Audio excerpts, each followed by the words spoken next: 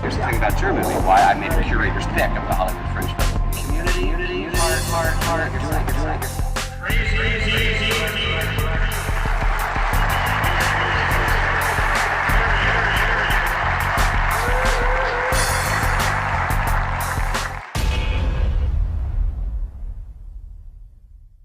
What's going on, people? This is the Film Review. We are the husband and wife team that review movies, music, culture, and whatever else comes to mind. I'm Crazy D. I'm Tracy. And welcome to the Film Review, movies, music, culture, politics, and society film magazine. This is another great episode of the Film Review. We are the husband and wife team. We are the husband and wife team. We are the husband and wife team. Stay tuned. We're the husband and wife team. I'm Crazy D. And this is the Film Review. Stay tuned. We got a lot to talk about. We are the husband and wife team that review movies, music, culture, politics, and society. This is the Film Review. Movies, music, culture, politics, and society. We're the husband and wife team. I'm Crazy D. I'm Tracy. And we review movies, music, culture, politics, and society. Sunday at 5:30 on Crazon Dion page on Facebook. Live stream. The Film Review. Movies, music, culture, politics, and society. This is the Film Review. What's going on, people? This is another great installment of the Film Review. And do we have a great show for you today? First of all, let us give you the call-in line so that you'll know how to call in and talk to us and connect with us.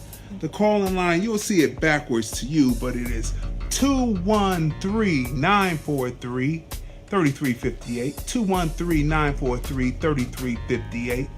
We have seen some strange situations happen this week, including Operation Varsity Blues, the recruiting scandal. We saw Earl Spence take it to Mikey Garcia. And of course, we've got different films that we're going to be reviewing today. So what's happening? So how's your week been since we've been on?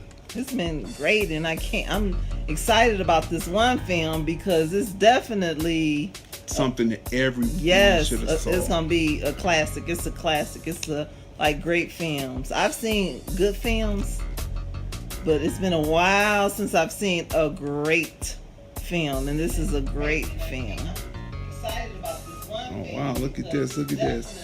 I mean, look at this! Look! We're doing live talk, and here we are live replaying right now. Boy, this is not what we were expecting to hear.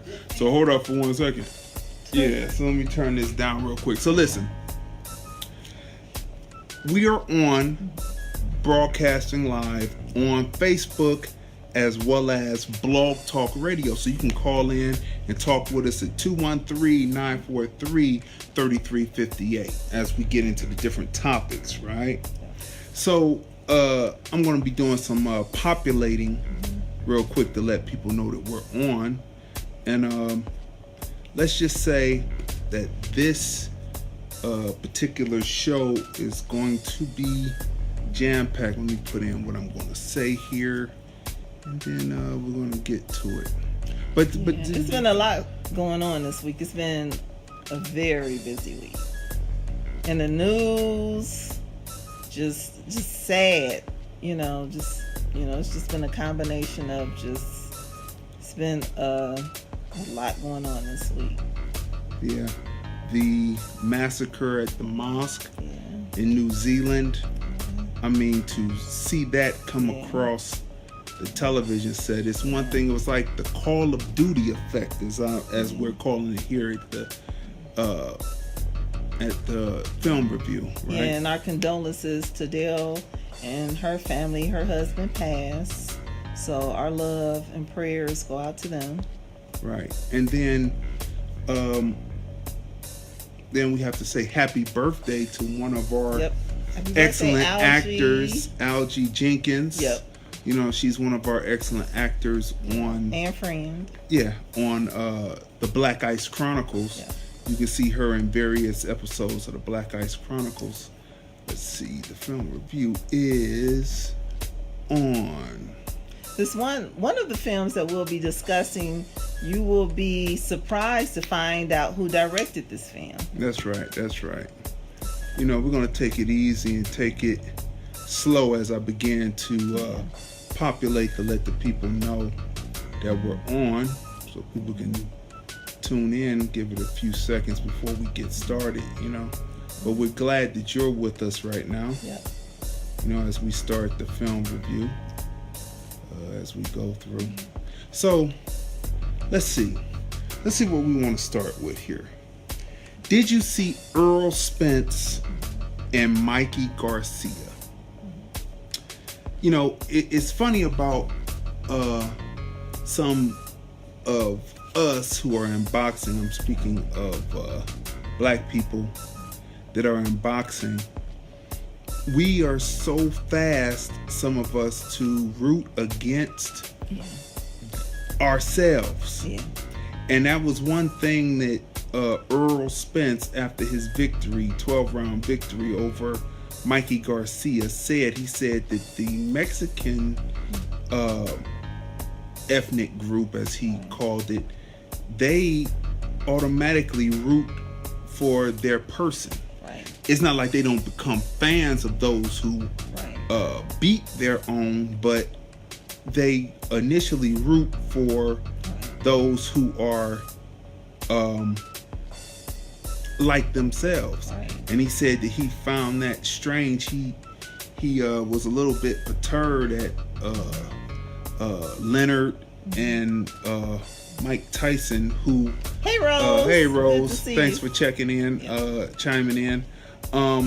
He was a little bit perturbed at those names that I mentioned not rooting initially for him to win. He says when he watches a fight, he'll say if it's with a different ethnic group, he's gonna root for the black fighter. He's just gonna root for Crawford. He's gonna root for any of the others, right? That are black, because that's what you should do. And that it's the strangest thing that, you know, some of us choose to automatically go with the other fighter instead of sticking with your own.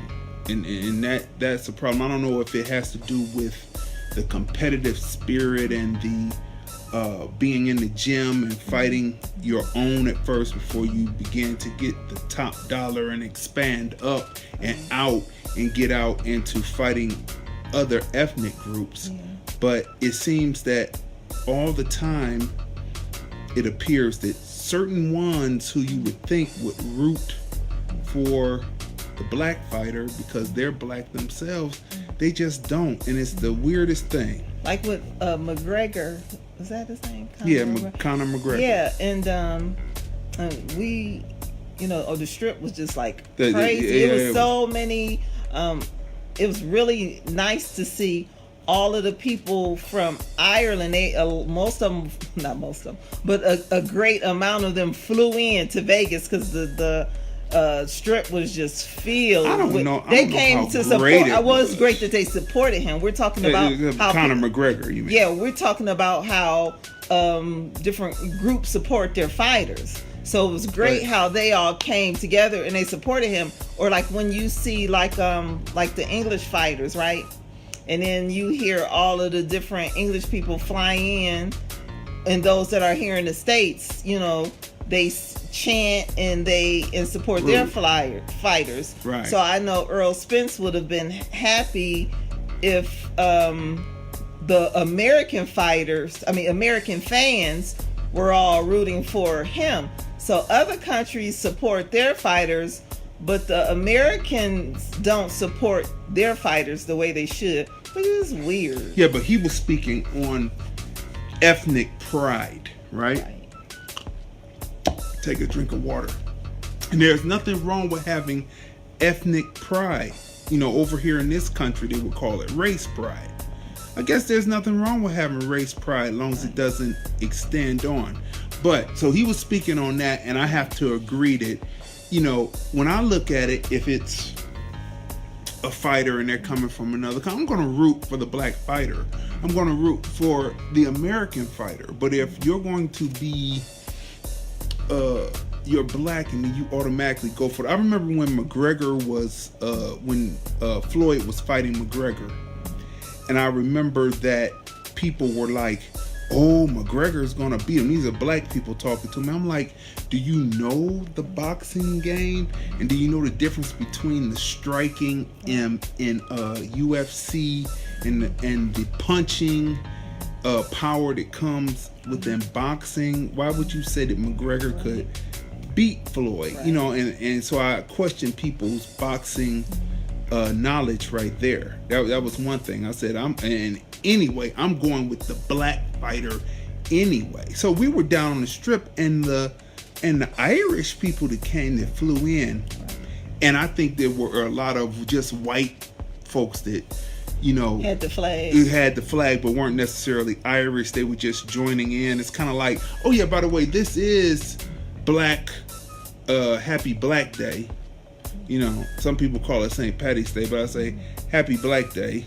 You know, some people just join in on those things and don't have pride in their own. So it was funny because the Irish people were down on the strip. I don't know if all of them were Irish from Ireland or have flown in from England or Ireland. Some of them were probably faking the funk, you know, just wanting to see Floyd lose, right? They build them up and Floyd always knocked them down. But anyway, they were doing rowdy things. Like we were in the MGM and we saw one Irish person get in on the display ring.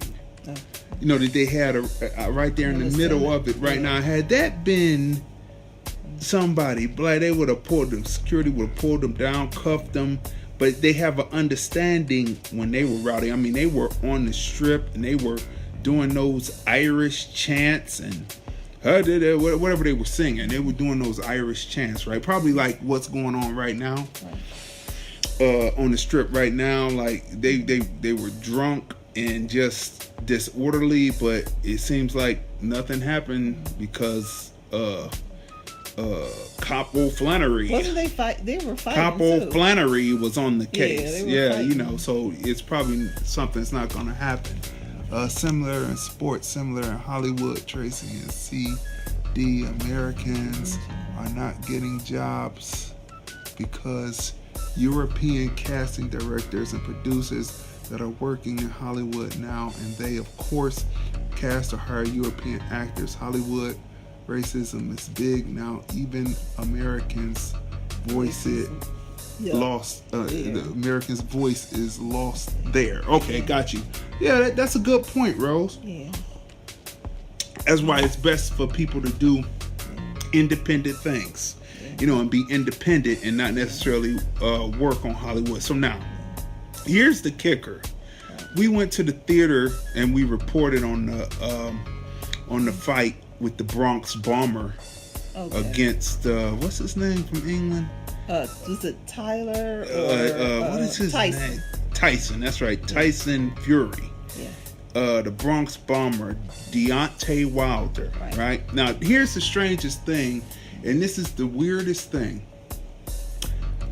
I have to say, now when I say European Americans, I say European Americans instead of saying Caucasian or white. I say European Americans because what you find is the white folks that came over originally were from Europe, right? And they already saw people here. It was already a civilization running here already.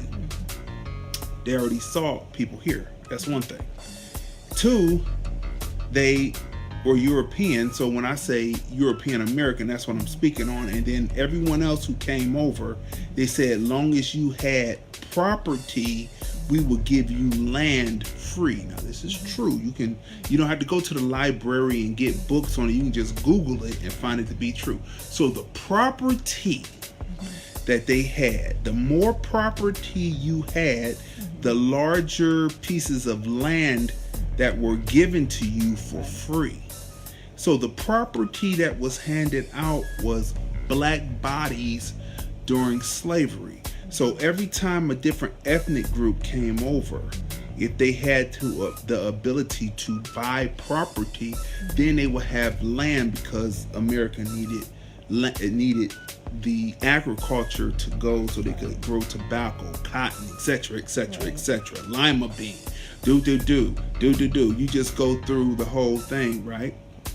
So that's what it is. So now, here's the unpatriotic situation about this. I don't believe that most European Americans are really that patriotic. Wanna know why? Just an example, and I'm sure that this happens all the time.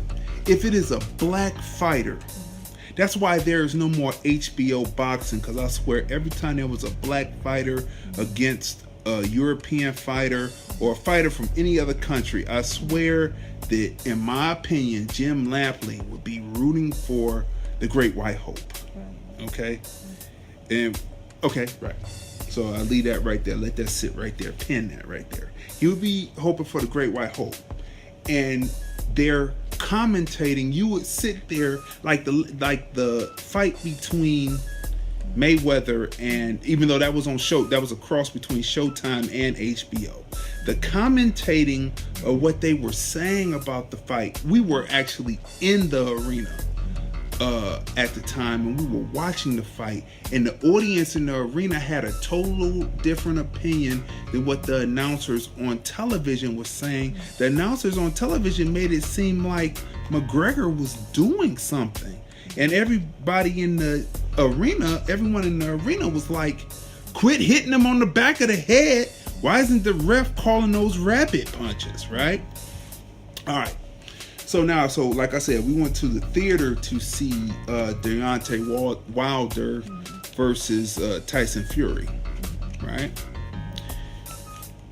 The woman, they played the national anthem. So there was a woman sitting in front of us, a white couple, and they were sitting in front of, she stood up for the national anthem. Oh, say, can you see? Okay, right? She stood up for that. But when the fight started, she was rooting for the Englishman. Deontay Wilder is the American. How come you're not patriotic enough to want to root for the fighter? Because it goes then, in my opinion, into some kind of ethnocentricity type thing where they don't want to see the black person win, which is, then it goes, you forget your patriotism when it's a black man that's an American fighting, and you automatically go with the other fighter because he has the same skin. Well, that's what color happened with you. Muhammad Ali, right? They were always against him and for the fighters who. Yes, but it was more like it was Joe Louis.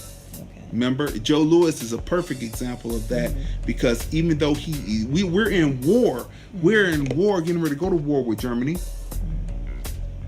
In war, not in hostile, and he is used and put up in propaganda to say that this guy is fighting to beat Germany in the ring. Right. He beats Max Schmeling, but Coca-Cola in America decides to use Max Schmeling as the face of Coca-Cola. Meanwhile, Joe Louis was in straits with was in hawk to the IRS and was looking to. He was the American fighter, right? He was the American fighter, but they left him out and did not do anything. And that was an American company. American company. But they went with the German. Right. Okay. After the war, they say, well, after the war is over, we were doing that, but they went with him instead of going with the American fighter. So we need our European Americans that are here to become more patriotic. When there is a fighter that is an American fighter, and he doesn't look like you, but he is representing America, become more patriotic, right? So become more patriotic and root for the fight. Not only stand for the national anthem, but then stand for the American fighter that is fighting for America. So that's to be said. And then the situation with Earl Spence and his thought on, ethnic solidarity. Yes, there should be. When you're fighting another ethnic group, there should be ethnic solidarity. Let me type this up. I remember seeing he was on the Breakfast Club being interviewed, and I think he was also on a Sway show being interviewed, and he seems to have a really a great personality. He has a great personality, and he is a conscious person, and I think that right there is a problem for those who would want someone to just come in and just be someone who doesn't care about voicing information. He just finished telling De La Hoya that De La Hoya doesn't treat his black fighters right? So that is a person to root for automatically. That is a person to root for. So I'm impressed with Earl Spence. So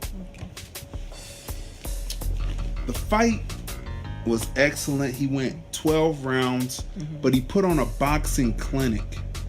They talked about how old boy had better footwork than him. Yep. Rose says, agree, European Americans are not that patriotic. I hear you. Hey, what's going on, Shanine? Yep. Hey, Shanine. Sorry for checking in with us. Hey, Shanine. And then it says, see more. What's it say? See. Let's go. Agreed.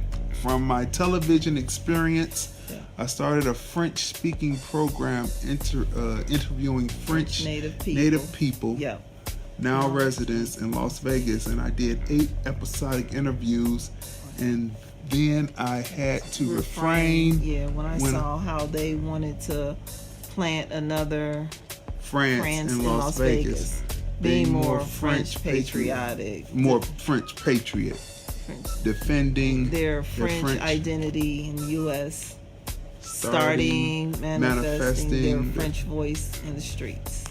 That wasn't my goal. Right. Yeah. So what's going on, Shani? Yep, Rose. We have to see that, in the bigger scheme of things, the whole situation with what's going on, we have to really begin to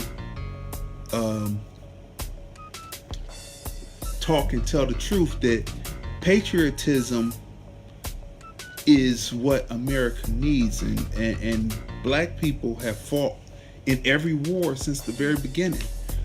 People who were ADOS have fought in every war since the very beginning, starting with Crispus Attucks. There are no more patriotic people, so we need our European American people to come here and be the ones who are here, who are born here in generations. We need them to be patriotic to the fighters, patriotic to their country, and not be willing to trade off to another country, because believe me, if you go to that other country, it's not going to be better than your country. That's for sure. So everyone wants to come over to America, right? Because America is the land of milk and honey, and when they get here, they start to find out that there are some things that are amiss, but it's better to be here than any place on the planet. Right now, still America is a great country. So, like we talked about last week, black people, even though we talk about the ills of America, we are the ultimate patriots, the ultimate patriots, because we want to see America be better and stand up to its creed, right? And so that's what we want. So when you see us, we don't trade off, we don't do things, we don't drop bombs on things, we don't blow up Oklahoma federal buildings, we don't do mass shootings and killing up people because we don't believe in this. We don't put militias together to fight the government. I had a interesting discussion during the week about militias, and we were discussing and we were talking about guns, and I was like, once the ammo runs out, it's over. You're done. It's a wrap. Once the ammo is out, you can have as many guns as you want, and you can't carry all the guns with you to fight. You're not Rambo. Rambo is a fictitious movie. It's not real, right? Once his ammo ran out against all the cops, it would have been no way that he would have got away. People weren't that great, because if they were that great in Vietnam, the Vietnamese wouldn't have won. They wouldn't have had to have been a truce, right? The American people wouldn't have been chased out in Hanoi in the end, right? If they were as good as Rambo was, they would have been able to set traps and get the Viet Cong, but they weren't. So this is the truth of it. So once the ammo runs out, it's over, right?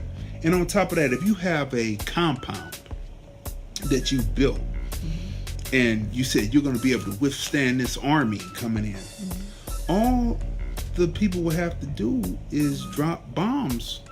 All America would have to do is just drop a bomb on you. Or if you come outside, there's a drone that's so many feet in the air, and they shoot and blow you up. Boom, you're gone. It's over. It's done. It's nothing that you can do with that, right? I mean, just using common sense, right? So, and then the people, survivalists, and talking about bunkers and having bunkers that they have stocked with food, and talking about in case there's a atomic bomb, not atomic bomb, but nuclear bomb explosion, right?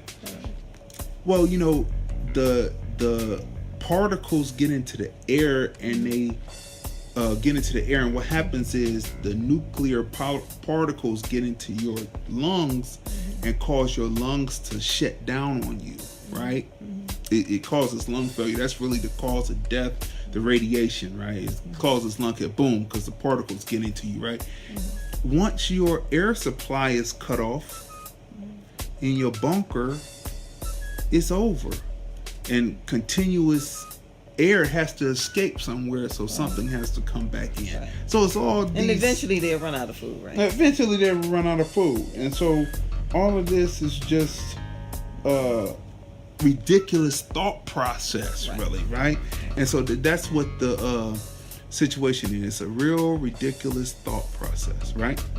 So that's what we talk about, patriotism and all that. Now, speaking of another situation where patriotism was really laxed and really not there, was the Operation Varsity Blues. Now, for those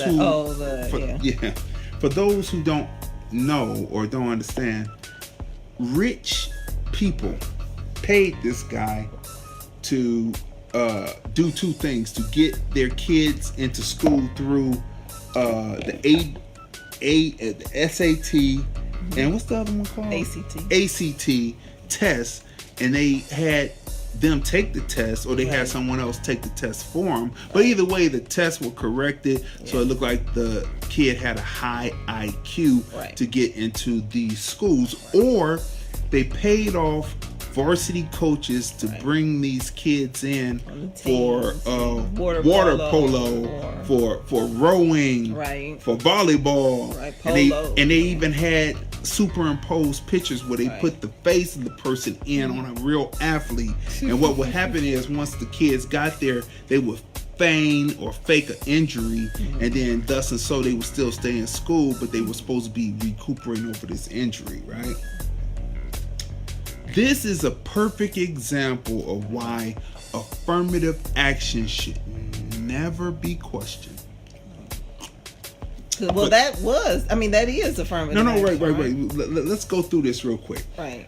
In the beginning, 1619 and all the way forward, there was always the Good Old Boys Club. Right. The Good Old Boys Club excluded. It was called segregation, Jim Crow after slavery.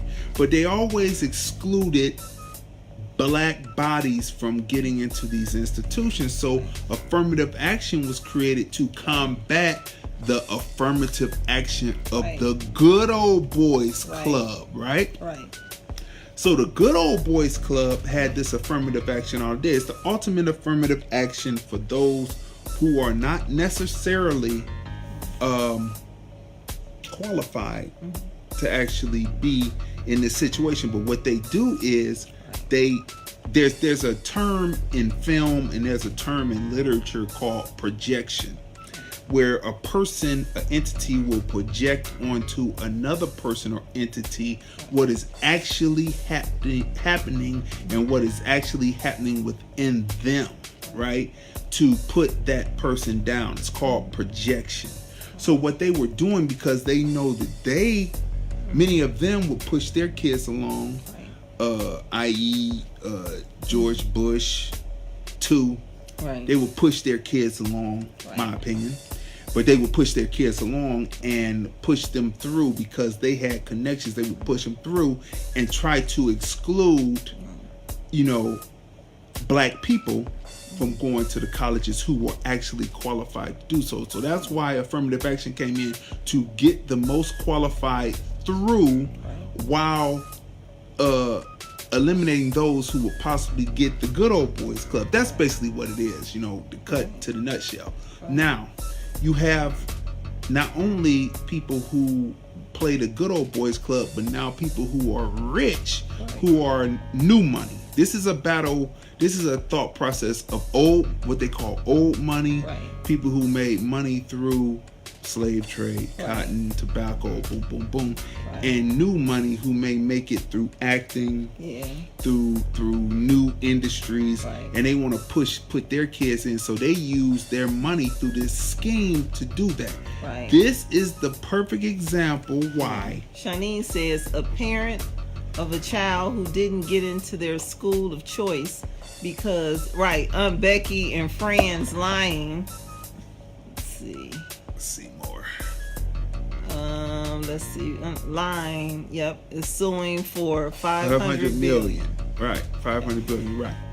You see, so this is why affirmative action should never be questioned ever again, because you see, black people are not trying to get something that is not rightfully theirs. Yeah. They say we get the grades, we get this, but somehow we're excluded.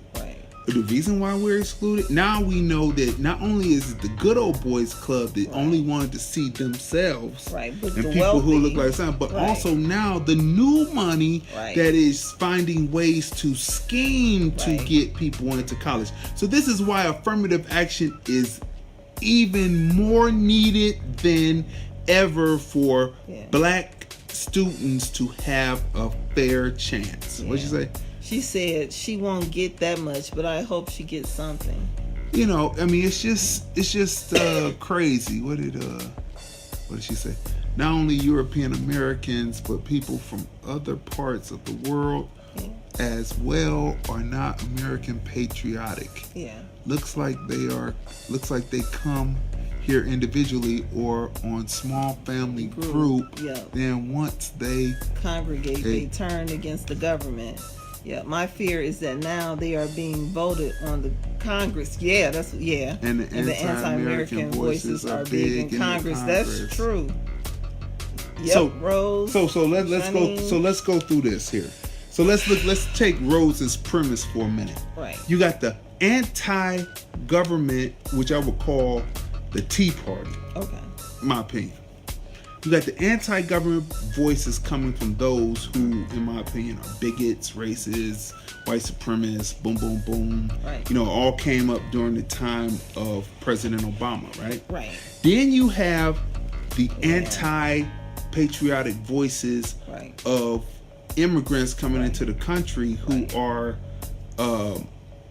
against America. Shani says Trump is very anti-American. And then you have people who wear shirts that say, I would rather be Russian than Democrat. This is funny. We talked about this before. It was a windstorm that came up last summer in Las Vegas. And we were at the beauty supply spot You know, we won't say which one, but it's a popular one. It's all over. You have it in your city, I'm sure. And a woman came in and she was speaking perfect English. She was beating the wind and she was coming to buy something. But then she got on the phone.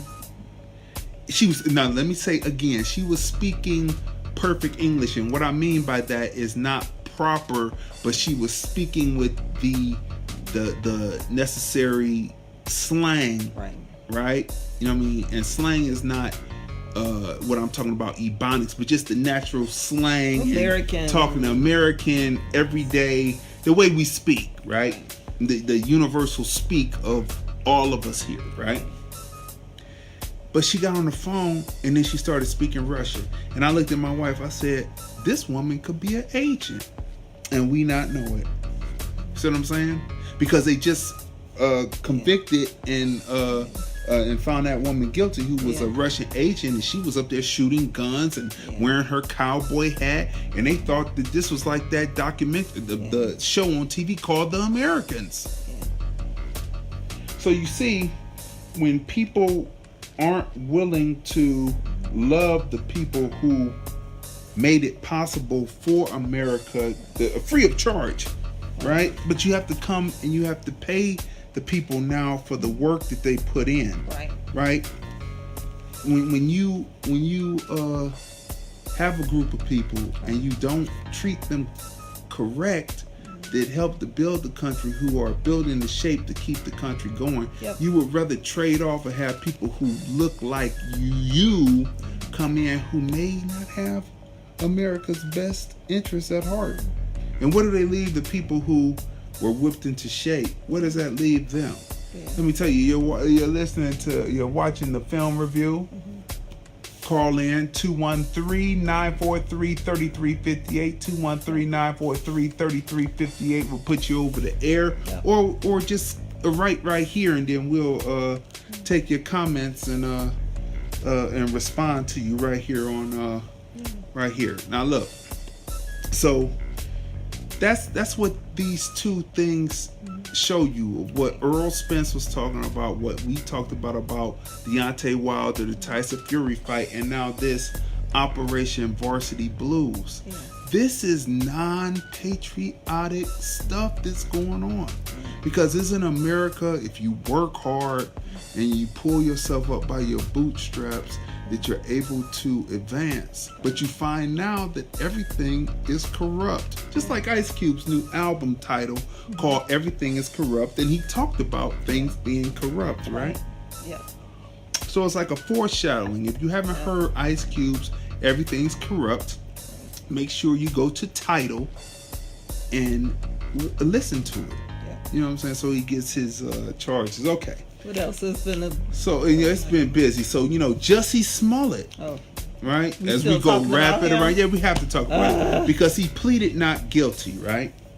And this is pleading not guilty in this world that we see of Manafort, right? He pleads not guilty in this world of Manafort, where Manafort only got 7 years for again not being a patriot for America. And he'll get out on good behavior, so he won't even do the 7 years. And they didn't do it concurrent. They didn't do it consecutively. They did it concurrently, so it ran. No, they did it concurrently, so it runs right behind each other, right? But these are such low numbers. He was possibly to have 40 years. Oh, they wasn't gonna. And he only got 7, right? 7 times 7 is 49. 7 times 6 is 42. He didn't even get half. No. Well, he wasn't going to do anything. Right? So, listen. In this, so should our people who are up on counts that have to do with something that is not detrimental to the United States of America, should they go? Shanice says she's team Jussie. Right? Should they go to prison? Now let me say this. Let me get this here. I'm using this because not necessarily would Jussie have been necessarily talking about ScanCan, because he was talking about LGBTQ and not ScanCan. He said he was fighting so LGBTQ could fight back. He wasn't saying so that black people could fight back. You know what I mean? He was talking about LGBTQ. So in that aspect, you know what I'm saying, he's for LGBTQI, but we're looking at it, I look at him, even though he might not look at it as ScanCan, and look at it and say, look, how are you going to let this man only have 7 years, and now they're going to bring more charges? So let's say that they bring charges in New York, right? And they're going to indict him, and then they're going to put so many counts on him, and the grand jury, all that, so many counts. And then he only gets, so many more years in New York. All Trump is going to do is pardon him. Do people see what's really going on? Everybody is talking about Mueller or Mueller, whichever his name, however his name is pronounced. Mueller or Mueller. He hasn't found any collusion with the Russians yet, right? From what they've been doing, and I don't think they're going to find any. You know, not that the people are going to admit. Right. You know what I'm saying? If they're doing all this investigation and they haven't found it yet, I don't think they're going to find it. Right. Which means that, you know, for all the people who thought that Trump was going to be out of there in the first 2 years, I said that was a fat chance. Well, he'll be back in office again. And I said, you know, this man is fighting for his name, right? And people who don't understand business and understand brands and understand names, name is everything, right? Shanice But says the Catholic priest who admits he raped children, isn't getting arrested.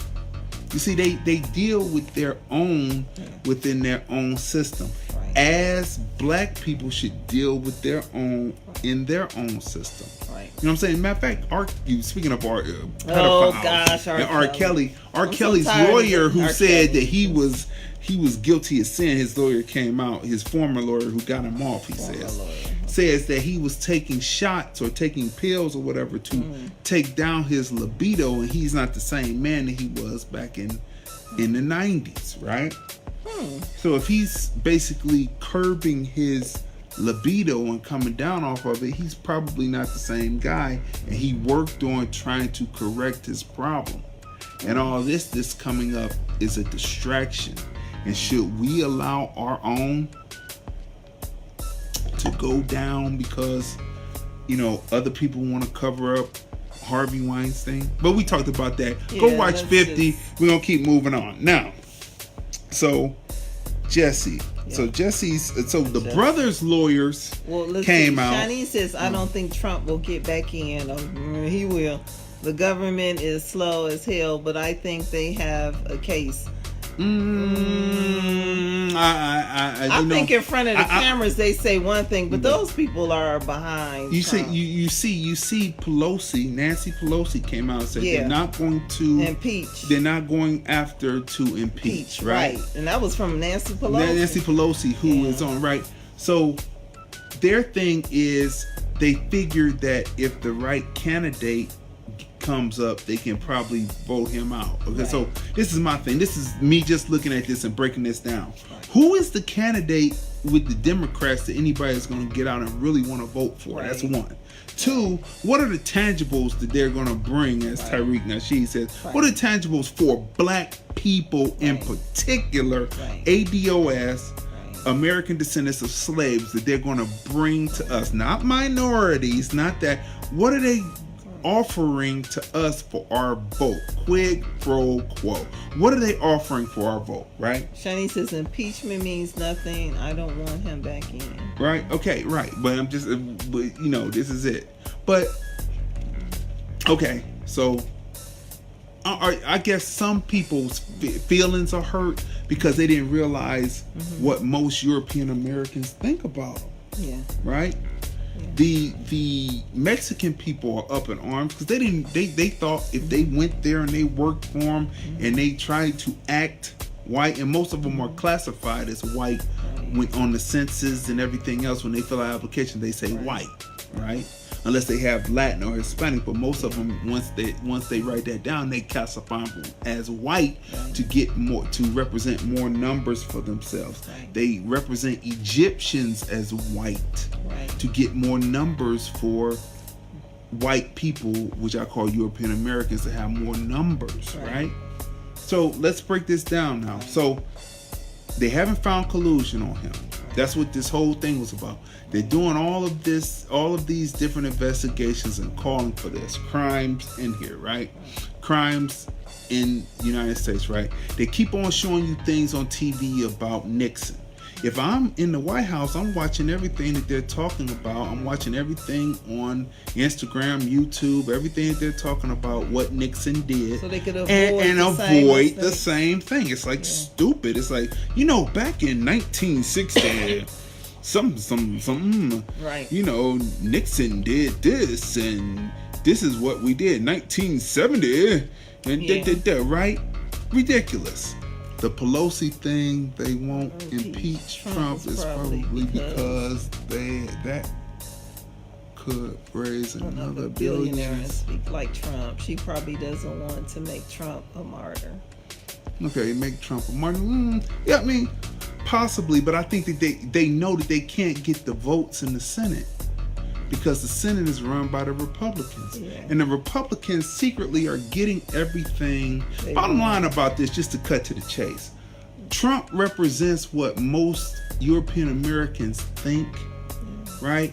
Most people who thought that, we had overcome are getting a rude awakening, and they don't like it. They like sitting around Susie and Sally and Johnny, Susie, and Sally White, and have lunch at lunchtime and not have to discuss the hard topics.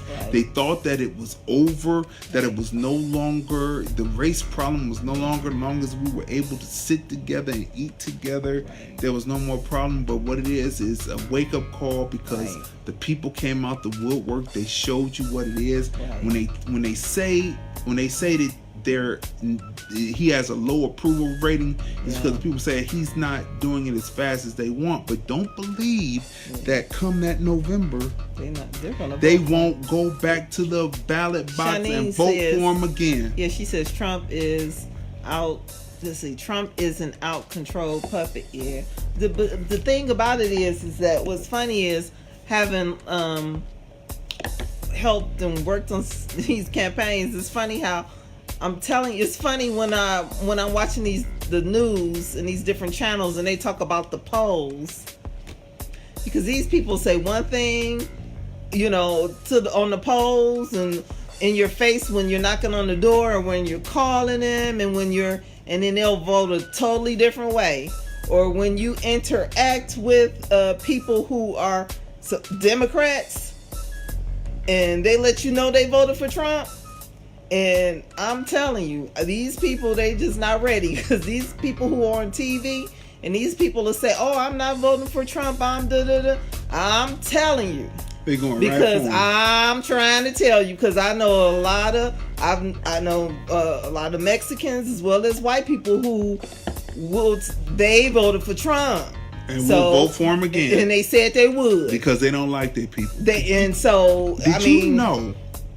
Did you know that there are certain Mexicans who believe that they are Spanish, like they are from Spain, and because they are lighter skinned than other Mexicans, and so they say those Mexicans are beneath me. They consider themselves Spanish, like Spain, from Spain. But you're not from Spain, you're a Mexican. Mexicans came about through rape. Yeah.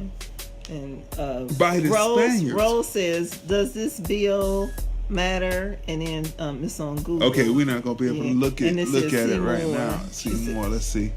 I'm not talking about. She said. Oh. Okay. She not talking I'm not about. talking about the ignorant masses. I'm talking about the powers that be. Let's see what she said.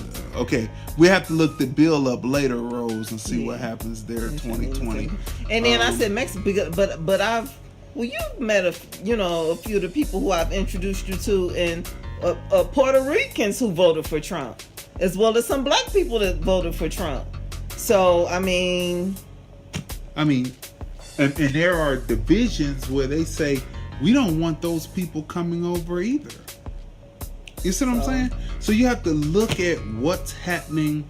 You have to, because I'm telling you, I would not be surprised if this man gets in office again. I mean, he's I would not be surprised. Right now, the Democrats, because them same people, let me tell you, them same people who be on TV marching with the signs and stuff, some of them people voted for Trump. And I'm telling you, the schizophrenic personality is there. I haven't seen them and interacted with them. Latinos mostly vote for Republicans. Yeah, you know, and then some. So do Cubans. Saying. Yeah, right, and some Puerto Ricans. So look at the whole. Did you on television when Trump right after that hurricane in Puerto Rico, and they didn't have electricity for weeks? What happened when Trump went over there? He was talking. Tell what happened. They loved it. All clapping and cheering them on. And he was tossing. He was throwing free throws. And this is right after a lot of the people over there had died. Towels. You know, and this was like weeks, maybe it had been a month after, and these people were cheering him on. So, and remember the woman, the mayor in one of the cities in Puerto Rico, she was talking big crap on TV about him. And then when he got there, she was just sitting there like a church all in mouse his face, and meanwhile she was talking about him horribly on television, but face to face she's smiling and they throwing towels. And I mean, I'm telling you, I wouldn't be surprised he get back in office, because I'm telling you, this is a perfect example of how here's a man who is not a politician. They really hate him because he's not a politician, right? And you know, he tells it, and he's showing you what he believes, right? By his actions more than his words, but he will show you what he believes. Here's a man who didn't know anything about it, and they hate him for it. Right. But nothing he does is being blocked. Right? The Republicans, when President Obama was elected, he had Democrat House and Senate. Right? Nothing there was being, everything he was trying to do was being halted. That whole thing about, he couldn't do anything because they was holding him back because he was black. What's his name was holding back because he's a white, in my opinion, a white supremacist, and they're trying Trump. He's trying to hold him back, right? But listen, they're trying to hold him back, but he's getting everything passed. So that whole thing about him being black and not being able to get nothing done, that's a cop out, and that we could drop that now. He could have got it done if he had wanted. Let's see what Rose had to say. Rose said Latinos, Hispanics, Cubans, and most of these Latinos are not American patriots either. She said it's a mess. It's a mess. Yeah, that's true, because a lot of them have Shani said she totally agrees. Yeah, they're right. Yeah, they're not. So you're sitting here with a whole bunch of people. They're bringing in different immigrants into the country who do not believe in America's creed, who haven't don't have skin, blood, sweat, and tears in the game. Right? They don't have anything, the building of it, they don't have anything. They're coming here and getting everything, but not putting anything in, but looking for the destruction of it. It's ridiculous. It's just like when we talked about old girl who was the ISIS bride. Why would we want her back in the country? And she was an ISIS bride. Bringing back that ideology to get people locked up, maimed up, and just totally destroyed. Ridiculous. Out of here with that. We want America to be good because it's our time. It's gonna be our time, and it's our time now. So anyway, so thinking about Jussie Smollett. Now Jussie Smollett's the brothers' lawyers, Gloria Smith says they put their trust in the wrong person. I think he put the trust in the wrong people. Right? All right, so we're going to move on from Jussie Smollett. Now, people. Okay, well, let's see. Shani says they just want money, and I think Trump is behind ISIS. Oh, that's what she said. Trump is, it's funny how they talk about Trump's relationship with Saudi Arabia, right? Because to me, just my opinion, just looking at it, if you look back at it, all of the people had a great relationship with Saudi Arabia, all the presidents except for President Obama, because they were trying to look down because they didn't want to meet with him because they thought of him as a black man. Right. so to speak, right? Or whatever they call black people over there. They looked at him like that. Or maybe they looked at him as illegitimate because he didn't come from the lineage or line of ADOS, Right. you know, so that they wouldn't look to him like a Jesse Jackson like they used to, right? But if you look at all the different presidents, Bush 1, Right. great relationship. Right. Clinton had an all right relationship. Bush 2 definitely had they were kissing and holding hands, right? Yeah. Kiss each other's Everybody hands, holding except hands, Obama, huh? right? And then so they act like the media acts like Yeah. that Trump's relationship with Saudi Arabia It's different than the than others. any other others when that's not so. That's not so. Now, people, so we're gonna switch gears. Let's see what we have. They have great relationship with the money they all were making. Exactly. Right. Yep, Okay. Shiny. And so you can say that the Republicans have always had great relationships, and the Democrats too. Yeah. They're two sides of the same coin in this. And so where's the patriotism? Right? Yeah. So easy to trade off on skin and nothing else. Now, so did you see the tape on the mosque massacre Yeah, it's horrible. in Sad. New Zealand? Did you see that? It's what we call around here the call to duty effect. Yeah. It was like he strapped the camera on to have the visual, just like the video game. You can see the barrel of his gun. This you guy can see is the 28 rounds years going. old. 28 years old, and he walks in. He shoots down children as well as adults. Yeah. And the adults were just cowering in the corners, getting shot through with it. I mean, it is just the most disgusting thing. If you ever get a chance to see it, you will never. There used to be a line of videotapes, VHS, called Faces of Death. This is what this is like, right? When you see this, right? But when you realize that it's not like it's two warring factions, and you'll see two warring factions fighting against each other. It's not like that. It's not like that. These were people who were defenseless, being shut down, and the gun goes tat, tat, tat, tat, tat, tat, tat, tat, tat, tat, tat, tat, tat, tat, tat, tat. And what you see in the far distance are the people in the corners, just their life expiring as he's shooting. Tat, tat, tat, tat, tat, tat, tat, tat. I mean, it's just disgusting. Shani says, and they say he was a sweet kid. If he was black, he'd be labeled, a terrorist, and a thug. It's no way he was a sweet kid. He was, listen, you know, old lady Trump, she was talking about autism at first, right? So I'm looking at the child that they have. Now, you know, there are certain white supremacists, when you research, they believe going to get an Aryan woman or some woman from another country that's supposed to be pure white or whatever, and marrying them and having kids is supposed to be a good thing. But if you know any history, even with Prince, Prince had got Mai Tai, right? And they had a child, but the child came out, and the child had to die because it was deformed, right? When you go to other countries to get different women to have children with, they may not have the same shots as America has. They might not have all this, right?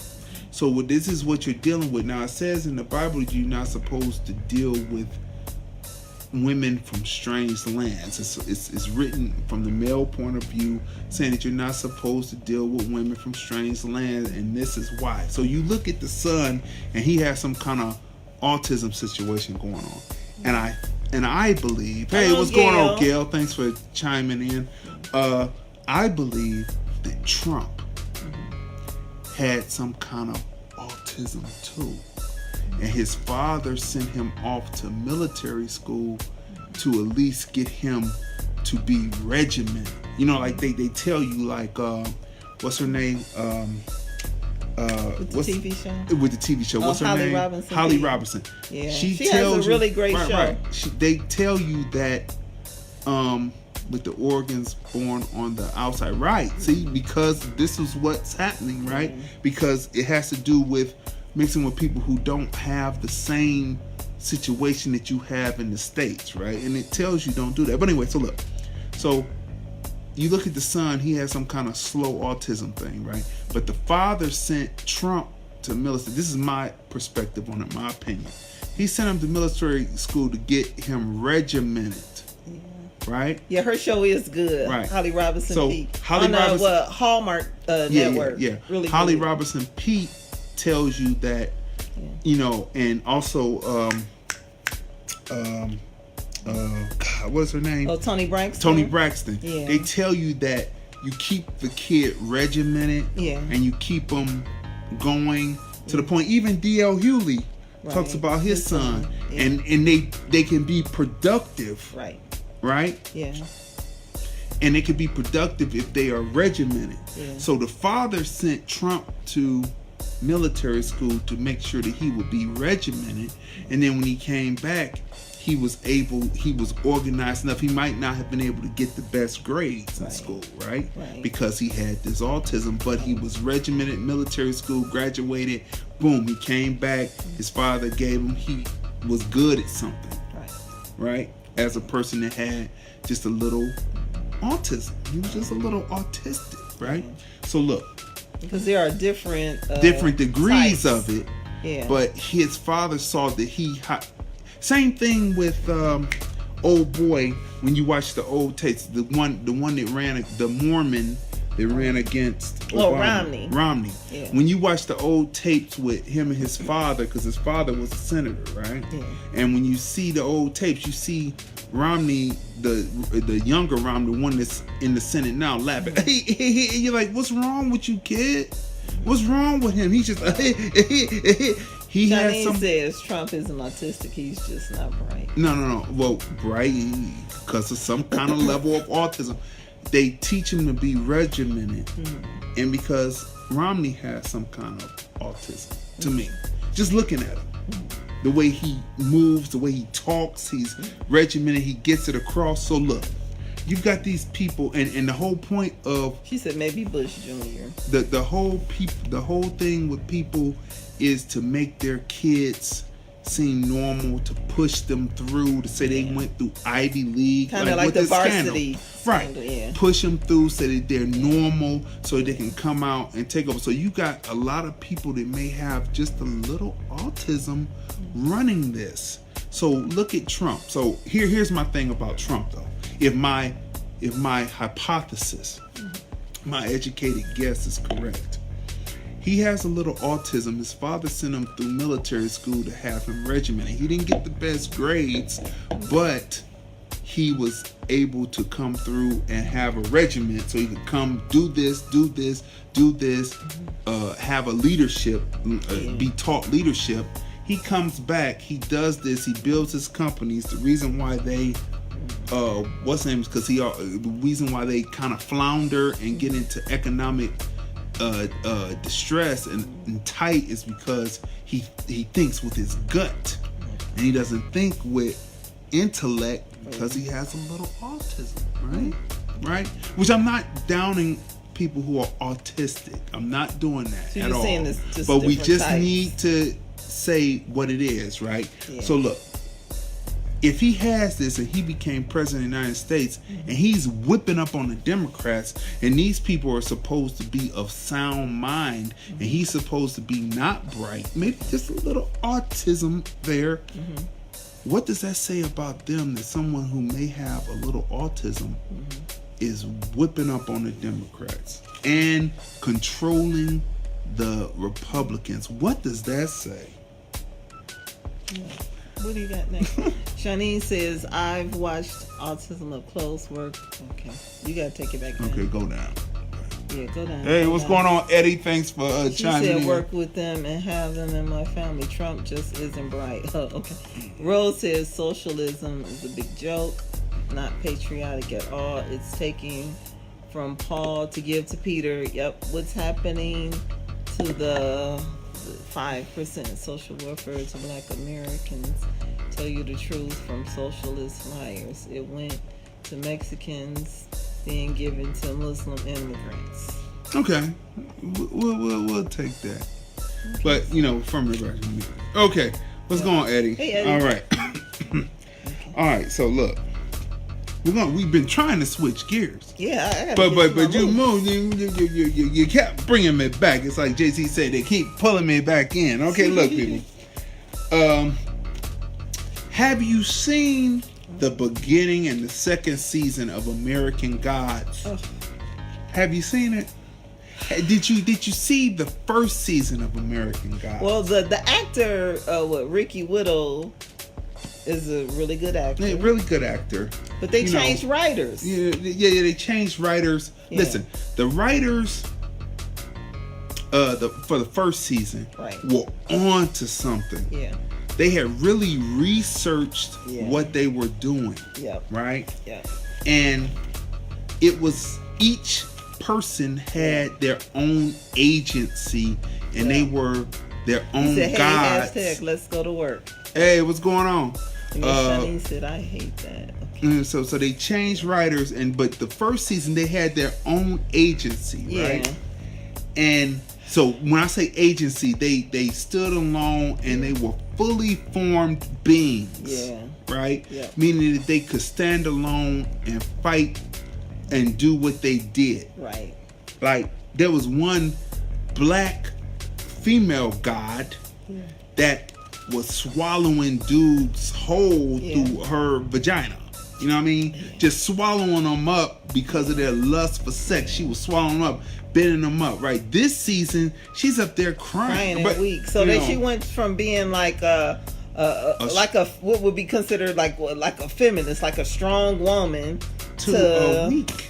Yeah, it's just weird. It's like they rewrote the characters. They rewrote the characters to represent the stereotypes and the tropes in white supremacy. Because even the star, who had a strong personality in his character, and he was like a man, and he. And this is supposed to be just a week's time as they tell you the story. It's supposed to only be a week later as the season comes back. But these people, they changed them. The Orlando Jones character, Mr. Nancy, right? Yeah. American God sounds like a comedy laughing out loud. Yeah. No. It was a real. It's the first season. If you ever get a chance, it's on what is it on Stars? Yeah. If you get a chance to watch the first season, it breaks down. It goes through how gods came about through human toil, and they had. It's just a great. The first season was great. The second season is created to make. It's basically it's through the eyes of people who are not believers. That's what I would say too. This is going on a lot of things we watch. Yeah. Right. They change up, and now they have more stereotypes put into the people, especially the black gods. Excuse me. So it's a letdown, and it is a disappointment. We're still watching it because the first season was so good. Yeah. But if they don't, I'm trying to give it a chance, because the back writers were giving a folklore, they were giving a backstory, a history to it, and making you feel it. This season is just so surface level. It's not moving on anything, in our opinion. And they gave you great visuals. Remember the first season, because when they gave you when he did the history of what did he say, Black Americans coming to the country, and then you saw the ships and you saw but I noticed this season there's like no storytelling. It's kind of like lazy writing, these writers that they have now. Shani said, I heard a lot of good things about American Gods. First season. The first season, AG. The first season of AG was just incredible. But I was impressed with Power last season. Oh yeah. Had to catch up on that. Yeah. We catched up and we binge watched the last season of Power. Yeah. I think it's season 5. Right. and people were downing it, but that was some of the best written drama that we had seen in a while. The twists and turns, and I mean, it was just great. But back to American Gods. Watch the first season, and then watch how it drops. I know that there were it's certain things like black gods were represented and mentioned in the first season. There's a story of how the main character, his name is Shadow, who's played by Ricky Whittle. Shadow comes to how he comes to America as an 18-year-old.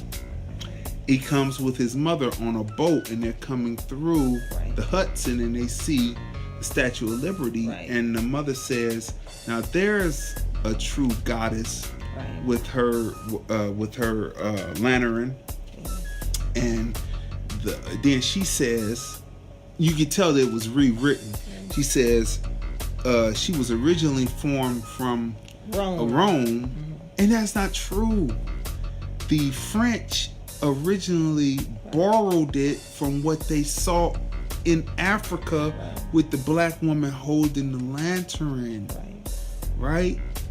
It's like, you know that's true, but instead of telling it, the first season told you so many truths, and this season is written by people who want to keep the lies going, and that's what the big problem was. They said, oh, people are starting to see that we don't want people to wake up. You're writing things that will wake people up, right? And so that's what it is. So it's just those little things that you see. They would throw Rome, and Rome didn't have anything like that, but Africa did.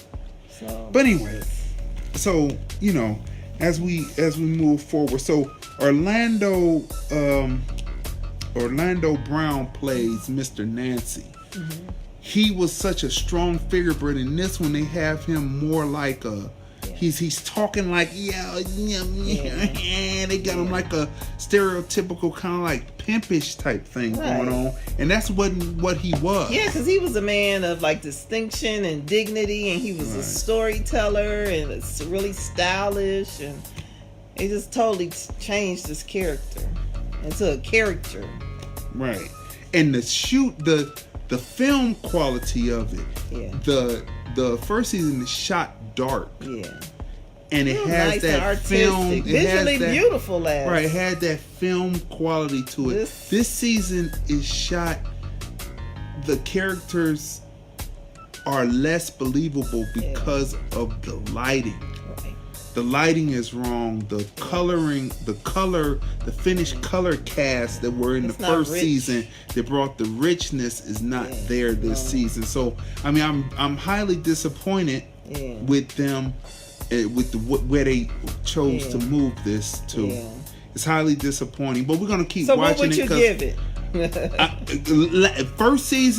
First season is a 10. Across the board, it's all the way. The folklore, the behind the scenes, incorporating the black gods, telling the truth where all this comes from. Beautifully done. This one I gotta give it a 4. Oh, okay. Well, that's good. Cause so far, this is season 2. Tonight is second season. Second season, season 2. And tonight's episode is the second episode? So from what I've seen, I would have to give it a 3. So but watch it. It went from a 10 to a 3. So they need to get the writers back. They need to, because they really had heart and they had research. The fact about film and how what makes film good is how much research you do. You can't assume that this is what it is. You have to go out and talk to people. Lazy writing. You have to get clippings from magazine articles, newspaper articles, research exactly what's happening, talk to people who are actually in it, and then you make the film from that, right? Once you get their thought process, then you come up with what the color cast will be, right? And that makes the story, along with the dialogue and the quiet time of the opposite when the other actors, it's all encompassed, and they're not bringing it in this one. Now, so we gave that. So we broke it down to you for that. Now, here's a film, people. Yeah. That Great. it comes from a through line of Yes. storytelling. We have talked about Yep. the through line of storytelling before. Yeah. Though it does not come from people who are from ADOS, it is truly a through line of what makes a great black Great. film. Yeah. And we are talking about the film Yardie. Yep, directed and executive produced by Idris Elba. Idris Elba. He did excellent job. Before we give you the plot of the film, let me tell you, the cinematography on this, Yeah, it's amazing. incredible. Yeah. It's beautiful. Storytelling, Yeah. incredible. Incredible. You know what? All I have to say is this movie is just, it's going to be a class. For me, it's up there with like classics. Like, you know, like The Godfather is a classic, right? Boys in the Hood, classic. X, Right. you know, Spike Lee's But- Malcolm but X is a classic. But this- this Yardie is a classic. Look, Excellent. It's a classic film. Listen, the storytelling, the dramatic need, initiating event, Yeah. the big going off. It's the hero's journey, Right. told about through the story about a young man Right. who loses something. Yeah. Right. I'm gonna get to the plot later. I just want to Yeah. make sure we go through all of the technical side. Yeah. The sound quality on it. Listen, I had forgot. You know, because I haven't been in the halls in a while. Because you know, I was a DJ and I used to do college parties. And what I did was I used two 18s with the cones, and then I had a subwoofer in the middle that rumbled the floor. It just hit the bass, just hit the floor, right? And I forgot what the Jamaican, the dance hall record sounded like until I heard it in this film.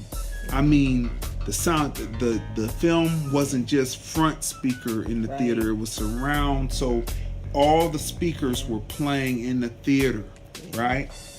And it's a shame because the theater wasn't packed. I was just so disappointed. I mean, the movie is so good. I'm telling you, the ushers came in multiple times, really trying to see the film, trying to watch the film. It's that good. And That's the how sad good thing it is. about it is just that I wish it had been marketed better.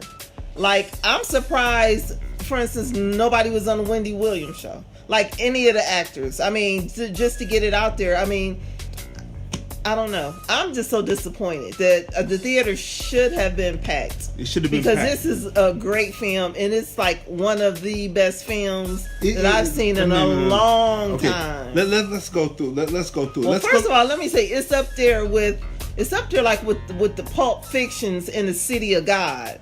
Okay, no, wait a minute. Excellent. For people who have not, but excellent. It is shot better than Pulp Fiction. Yeah, it is. It's shot way better. Yeah. But listen. But it's so engaging. It's so engaging. For those who don't know what City of God is, and if you have never seen it, it takes place in Brazil. Yeah. And I was in my store, and one of my customers who was a projectionist came in and said, "We got this new movie called City of God. I got a couple of free tickets. Come see it." Right? So I was kind of hesitant because, you know, people don't just give you something, but he was a customer, and I said, "Okay, we'll come." So we sat there, and now it's subtitled, right? But when the film first opens, it opens with action. Shani, she said, "Yep, yeah, it needed more promotion. We already talked about how they underestimate Wendy. Yeah, Right. and we'll talk about that in a minute. Yeah, we're gonna talk about that. But listen, yeah. So when it opens up with action from the beginning. It's about young street kids in Brazil, right? That grow up and it's in the City of God. Yeah, was so yeah, good. Shani, right, you saw right, the movie. right. Yeah, but they had. But what makes it so interesting is they have this guy that's Brazilian that looks like the Brazilian Beanie Man. Yeah. If you have never seen City of God, You have to see this film and be ready to go through the subtitles, but there's so much action in it. You forget you're reading subtitles. You forget that you're reading subtitles. Yeah. It is such a great movie. Yeah. City of God 1, because there's a 2. Yeah, there's a 2, but we didn't see 2. City of but God City 1. of God, City of God, Yeah, right? City it's of just God. like it's just like Belly, and then you got Belly 2. Right. Belly.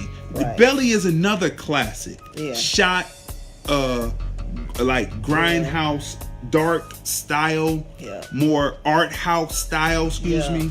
Now, Belly, Outkast film. Belly, yeah, Outer Wild. Outer Wild. Classic films Yep. that didn't get, but Belly, another classic. Yes. These films that we are mentioning, these are great black cinema. Right. Yardie This great cinema is period. up with that. Now, Excellent. Yeah. to move to Oh, Belly she said 2 pussy. sucked. Yeah, Right. It so was together. It was just Yeah. like, And I bet you it wasn't Hype Williams that did it. no, it wasn't. It was Because he did one. It right? was what's his name? The Game. Game Okay. was in that one. It Oh, went okay. straight to DVD. Okay. It wasn't. It was just Yeah. It wasn't. In my opinion, it wasn't well thought out. It was. But anyway. Yeah. But they cheated Hype Williams. But we talked Yeah, about that they before.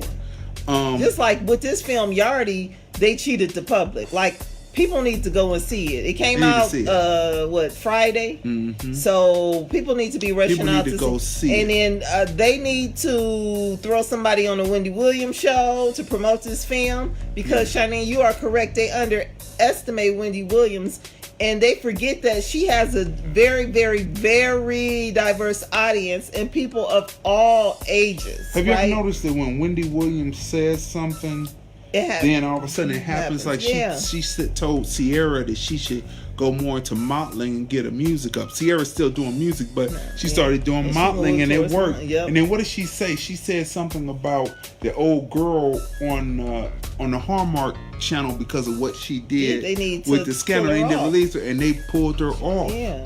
So Wendy is very influential. Winchell, yes, and everybody of all ages, of all races, watch her. And then when I see these films, and they don't do well, and I'm like, okay, well, you should have had somebody go on Wendy to promote it, because they're only focusing on like the late night talk shows, or like just the Ellens or the Jimmy Kimmels and all the other shows.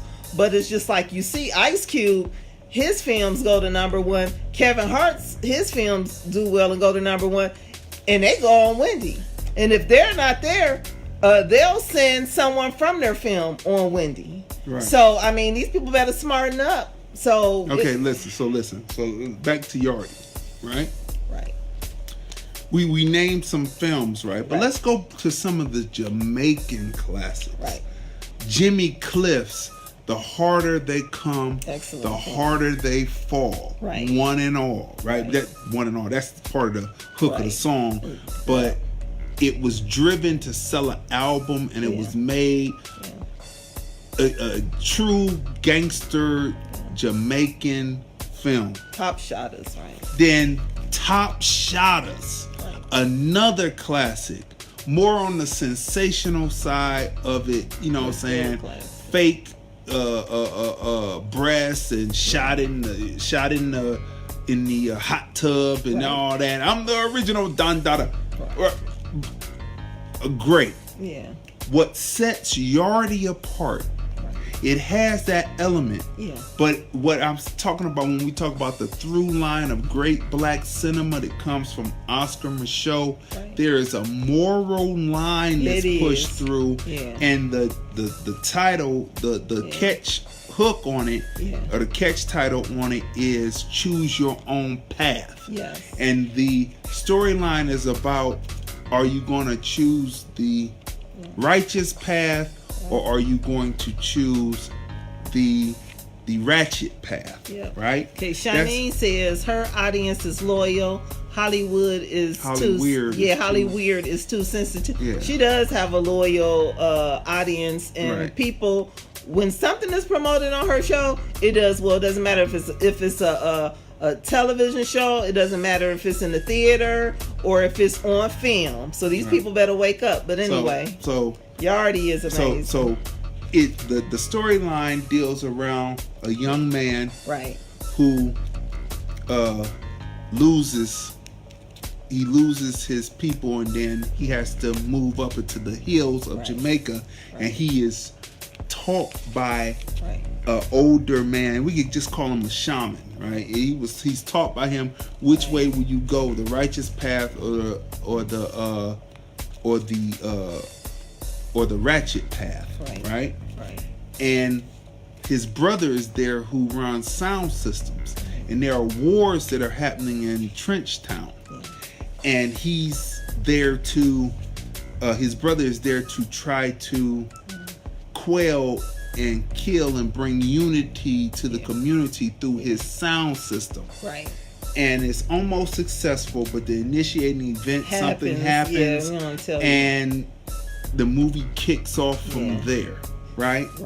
But so what's so good about it is the movie, it wraps around music and excellent the music. illegal situations that's going on, but it's a through line of moral, of morals and ancient beliefs, ancient spiritual beliefs that is pushed through the film, but is not beat over your head, and the action is there, and it is the standard through line of great black cinema that's not just about killing and murder like Godfather 1, 2, 3. That's what it was about. Goodfellas, about murder, all those gangster films like that. But when you get a good black film, it has a moral message through it that is pushing something about good and evil, relationships between family and friends, everything. That's right. The story is actually a love story between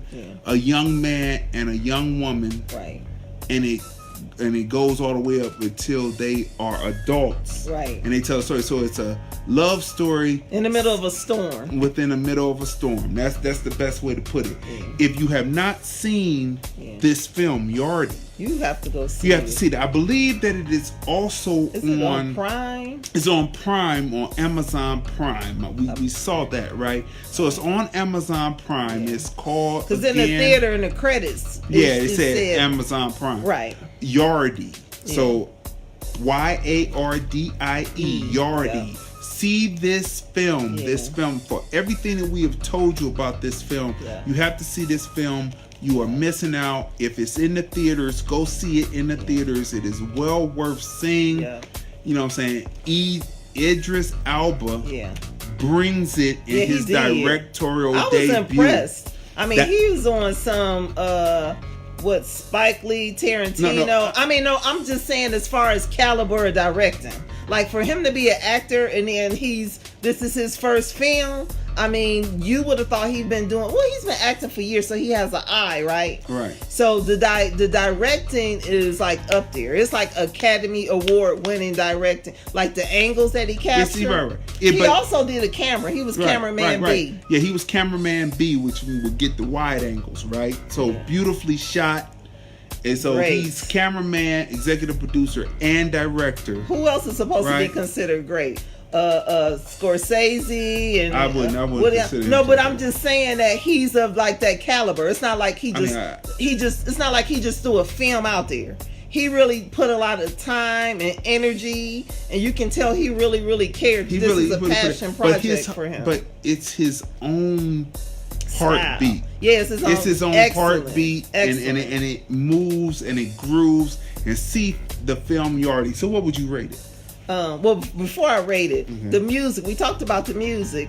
It's a combination of, because Idris Elba also DJs. So although there was great, Jamaican music in there was also other music, like some American music blended in, as well as Latin music, and just a combination of everything. The soundtrack is amazing. Yes. Matter of fact, there was a song that came on. I said, that sounds like Grace Jones. And it was. And come to find out, it was something that hit over there that didn't come to the States. So if you're not hip to Grace Jones, get hip to her music. Nipple to the bottom. That's why she had to leave here to go over there to become a huge star because they Slay. really love her and respect her. People here do too, but Right. she's huge over there. she's- Shanine says not surprised because he is so talented, DJ, actor, and director. Yeah, Right. But the movie Yardie is based on a best-selling novel written by Victor Headley. He's a Jamaican-born British writer. So excellent film. So, Excellent. what would you rate it? I would give it like a 10 and 10 on top of 10 on top of 10. Like, this is a great film. And I've seen good films, and have reviewed good films. But this is a up great there. film. This is up there. This is great. And it's so disheartening that the theater was not packed. And it's disheartening that it The wasn't promotion promoted. wasn't done right. Yeah, because it's just like we happen to run across it, right? Yeah, we happen to run across. We happen to run across it, but because we do our research to bring you new films. yeah. But I mean, it's just like, but then the labels, just like they did with the record labels, just like they did with the Idlewild, Right. with Outkast. Idlewild And they like was to, excellent. film, but sometimes they like to keep people in their lanes and don't want the labels, right? Didn't want Or it to do really or well. Hollywood Or just Hollywood didn't want it, right? Or as so people are calling it, so with Hollyweird. this, the reason why maybe we haven't seen a Yardie commercials push is because Hollywood is trying to keep Idris Elba in his spot, which is making money for them, right? But this movie should have been promoted. He should have been on Wendy Williams. He should have been on Stephen Colbert. He should have been on, all of the shows. The way that they captured the dance hall and the sound of the beat of the music when I say beat of the music, I'm not talking about the rhythm of the music. I'm talking about how it beats, how it pounds in the hall. I had forgot about that, and I was sitting there, and it took me back to when I would rock dance hall music, right? Reggae music, right? Yeah. Slackness at the parties, at the frat parties that I would DJ, right? So I mean, it's really great. It's well done. He should get some Oscars from off of this. You know what I mean? Because for it to be the directorial debut, I'm gonna give it a 10. Yeah. It is well worth it, and it's Shanice. actually more than a 10. Shanine says, this is the most excited I've seen you concerning the film. Idlewild was great. They didn't want those black men expanding their brand. Exactly. And that's what I'm thinking about this film with Idris Elba. So people really need to go out and see Yardie, because this film is just when we tell you excellent. that it is up there.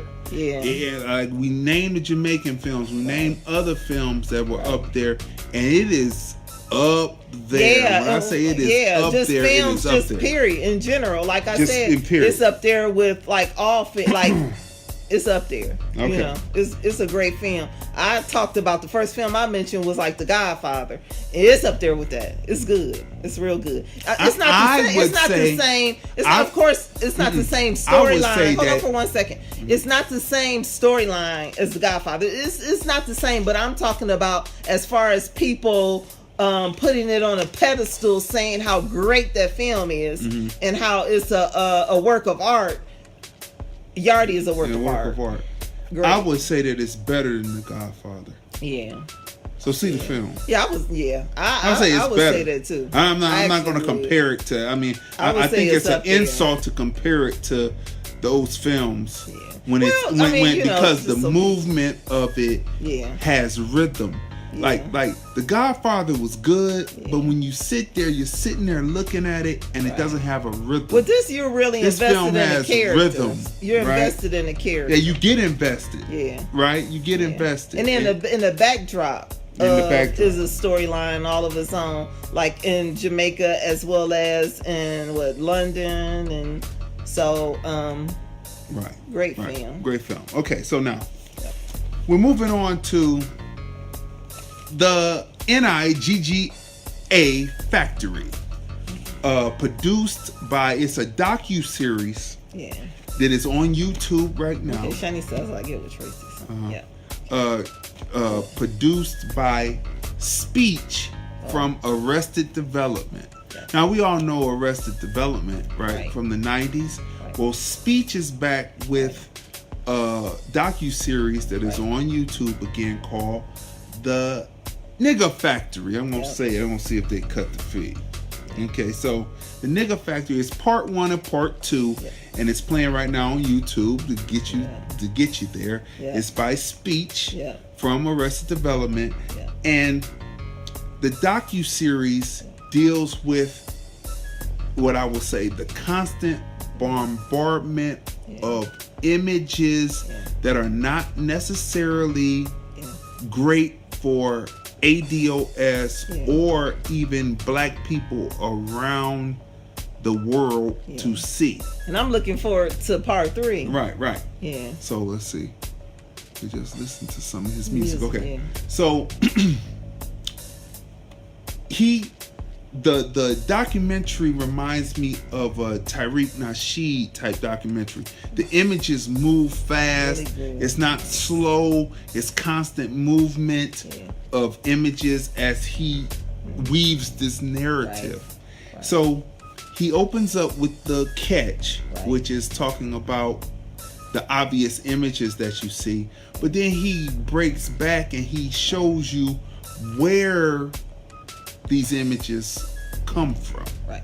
where it comes from. The minstrel shows, the blackface. That's blackface, people. For people who don't know, if you haven't seen Bamboozled, another classic, Spike Lee, see that film, Bamboozled. But anyway, so he goes back and he shows you these images and he compares imagery between what was happening. Did you know in Brooklyn that they had human zoos? In turn of the 19th century into the 20th century? Did you know that they had human zoos? And did you know who were in the human zoos? Well, people who had black skin. They were in zoos, and people would pay to go, like, you know how they looked at Harambe before they shot Harambe? Same thing they would do. They would have black people in cages in the zoo, and people would pay, white people would pay to go look at black bodies in the zoo. Naked black women in the zoo. They have postcards of the, you know, besides the postcards when they went over Africa, they had postcards of black women behind cages, naked, you know, like animals, right? So this is going on, and the animals are the ones who are actually having these freak shows going on. But anyway, so he goes back and he shows you these comparative images. And then in part 2, he goes even further and starts to expand upon who is behind constantly perpetuating these images and how these images become sticky. And there's a definition of sticky. And you have to go watch this and see what's happening. Then part 3 is going to go even further. The people that founded Ringling Brothers started with freak shows in New York. That's true. P.T. Barnum and all them. Yes, they did. Okay. Which they have that. What's that movie we saw with? Was it The Show? The Big Show or the Big Ring with Hugh Jackman. Yeah. Where they kind of cleaned it up and they had black people in there. It's like, Zendaya was in it. Yeah, I don't think that was quite how it was, but you know, hey, whatever. They were on the trapeze instead of being behind the KGs. But anyway, look. I like his documentary. It's not really beating you over the head with it. It's just giving you information. It moves fast. But I have certain questions. I have questions about, you know, just questions that are really it's rhetorical. Called The Greatest Show. The Greatest Show, right. If you haven't seen that, The Greatest Show with Zac Efron. Zendaya, Hugh Jackman. Right. If you haven't seen that, it's entertaining. It's a good movie, but there's some stuff in there that they cleaned up. Is not really factual about what the freak show was really like. But, you know, it's Hollywood, so they cleaned it up. But anyway, so I have questions, rhetorical questions like, what are we going to do about it? That's one thing. That's one. My second question is everything that is pushed through hip-hop music, is it not a true reflection of where people are at that moment and at that time, right? This is actually happening. It's not like we can scoop everything under the rug. For goodness sakes, the dude YNB or YNB, they slashed his face. Just crazy. They slashed his face, pulled his pants down. Tidy Chip stole the rap that's why a lot chain. Yeah, and that's why those the young men who attacked him, that's why it's so important that the youth see both documentaries, like, so they can be educated. It's like these people are walking around without knowledge. So Speech's documentary, as well as other documentaries like Tariq Nasheed, as well as others, are educating the masses. And I'm hoping, I would love to see his documentary on BET. You know, when you do something to someone so heinous, it's like, it's been like the last few weeks. It started in Black History Month. They just turned up the zeitgeist in Black History Month, and it's been rolling. Right. When you shoot people in a mosque that are defenseless, when you, as a group, Shanine said that was horrible and embarrassing, angry and lost, no guidance. Exactly. And when you as a gang of people jump a person because they may have a certain amount of money around their neck, but you don't just take it from. You slit their face. You slit his face. And George Zimmerman is still walking around. That is heinous. That is heinous. Right. It is on the verge of being evil, but powerful. So back to verge. No, it is real evil. Let's go back to let's go back to Preach's documentary for a minute.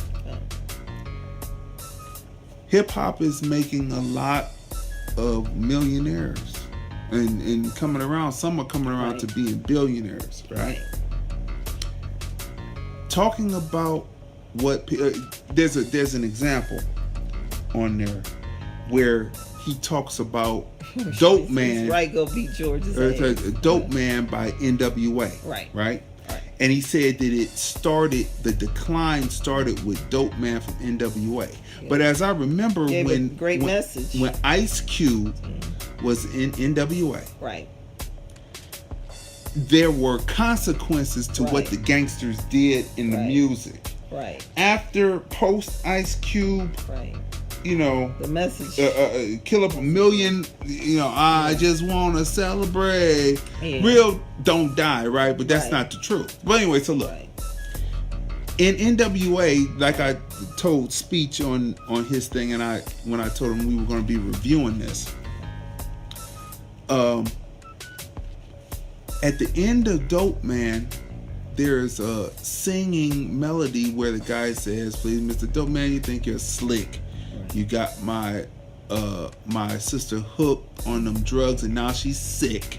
And if she happens to die because of your drugs, I'm putting in your cola a 38 slug." So in other words, there was a response to it, but most people played the first 2 verses and only heard what they want to hear.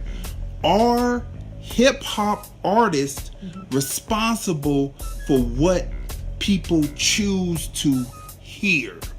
Because I heard in that record at the end when he says, "I'll put a cool," and I would go, "Yeah!" every time I would hear the record. But in the clubs, you only get 2 verses or maybe 1 verse, and it moves on. So you only hear the glorification. But people who actually listen to it all the way through, at the end there is a comeuppance on the Dope Man for selling dope to this particular person's sister, right? Which that would be what would be the comeuppance, right?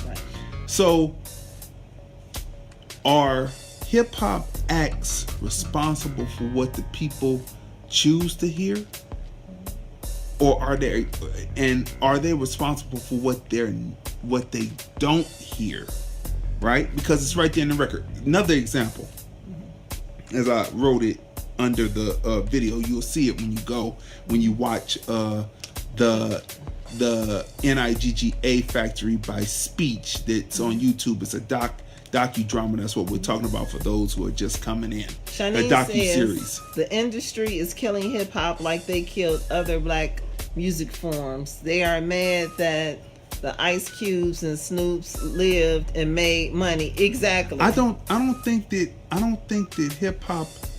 I disagree, because when I listen to what the rappers are saying today, the young ones, they're saying many of the same things. It's just that hip hop is a young person's art form, and then if you want older rappers, then you can go listen that's to. what she's saying. The industry is killing hip hop like they killed other like they're trying to destroy. Like, I guess she's talking about with the Little Zanes and no. But what I'm Tekashi saying is, 6ix9ine those people kind of bastardized. Have you ever noticed that unlike jazz, right, unlike blues, right, unlike pop, which is right, actually rhythm and blues, unlike right, those art forms, the white artists right, come in, they're like a star, right, a shooting star. It may spark, but it sparks out. right. It's like they have no longevity. Like Eminem is in it. People like People Eminem. misinterpret and misquote the Bible all the time. The industry is pushing. She said the bull crap out. Like that Bad. What's her name? Bad Baby. Okay, but what I'm saying is, these people come in. Take Mac Miller, for instance. Right. Mac Miller, they said he was a good MC, and people were upset that he was that he died and things. Right. But he had no longevity, and a lot of it is that they like doing the music, but black people do not exactly let white people all the way in hip hop, because they have learned. Now the industry is doing whatever they do, but these people come in and they flame out. Mac Miller, Iggy Azalea, come in, flame out. Right. Who else? Tekashi 6ix9ine, getting into situations, Messy. flaming out. Right? Right. Take Nicki Minaj. Nicki Minaj has been in it 10 years strong. And she should have had Still a Grammy. but it doesn't matter about it. Forget the awards. Who gives a I mean, that's true. Women like I mean, Chuck and them said, who gives a fuck about a goddamn right, that's Grammy? true. But I mean, that was just Drake got up frustrating. there and said that the Grammy don't mean nothing. Yeah, If you out there selling records Right. and you doing it and making money, Right. and that's what Public Enemy said back in Right. 1988. Who gives a fuck about a goddamn Grammy, Right. American Music Right. Award? Right. None of that. Yeah, None of yeah, that. just None like of that what matters. Right, it doesn't. Just like with Beyonce. Now they'll give Taylor Swift and all the other ones. Every time she was nominated, Beyonce, they didn't give it to her. But not that she needed it, because their people are behind them, right? Her, because I'm gonna buy Beyonce. No matter when no matter what she drops, I'm gonna pick it up. I support artists that I respect, right? But it's kind of like, it's just so obvious. You sit there and you observe who they choose to give awards to. Yeah, but you see what I'm saying? They are perpetrating a fraud because these people are not as talented as the originals. Everything that is there, so that's an argument that's but they flame out. So really, they're not doing it. It's just that we at a certain age group, Right. instead of listening to the music, Right. we have, some of us have turned into the generation before. They said they couldn't understand rap music, they couldn't understand it. It's a young art form, and they come with new slang, Right. new things. People have to always remember to remain young at heart, Right. and then you're able to hear, Yeah. right? Because there are people who are spitting. Yeah. Even even to me, the Migos are spitting. Right. Not in like what was happening with Bone Thugs, but other than that, Yeah. the Migos spit. Right. They say things. They're saying things in their rhymes, and you have to be able to decipher Right. what they're saying within the vamp and also within the lyric. Yeah. And true hip hop heads can do that. And matter of fact, I'm not the only one that said that. I've said this before on other things, but Right. De La Soul was right up there Right. on Sway, and Mace, the DJ, Mazio, said that he mentioned the Migos as being one of the people that he listens to because Right. they're actually doing something, but I'm a DJ. So I'm a DJ, Right. so I have a DJ ear, and I'm listening. Right. And so I don't believe that hip hop is flaming out. Yeah. The real roots of hip hop Right. are still there, the same way Right. that it's spreading messages across to get through to people. Yeah. It's just that there are agents. Yeah. We were watching an episode before we get to the next film and before we rate The Nigga Factory by Speech. We were watching an episode of Black Monday. That's Don Cheadle's show on Showtime, right? Right. And they flash back to when he was with the Black Panthers, right, in LA, and he was helping bringing potatoes and feeding the kids. They were the first ones to start the breakfast programs, and then it spread across the country, and then it went into the school Well, systems. don't forget it comes on tonight, that episode, so don't tell what happens.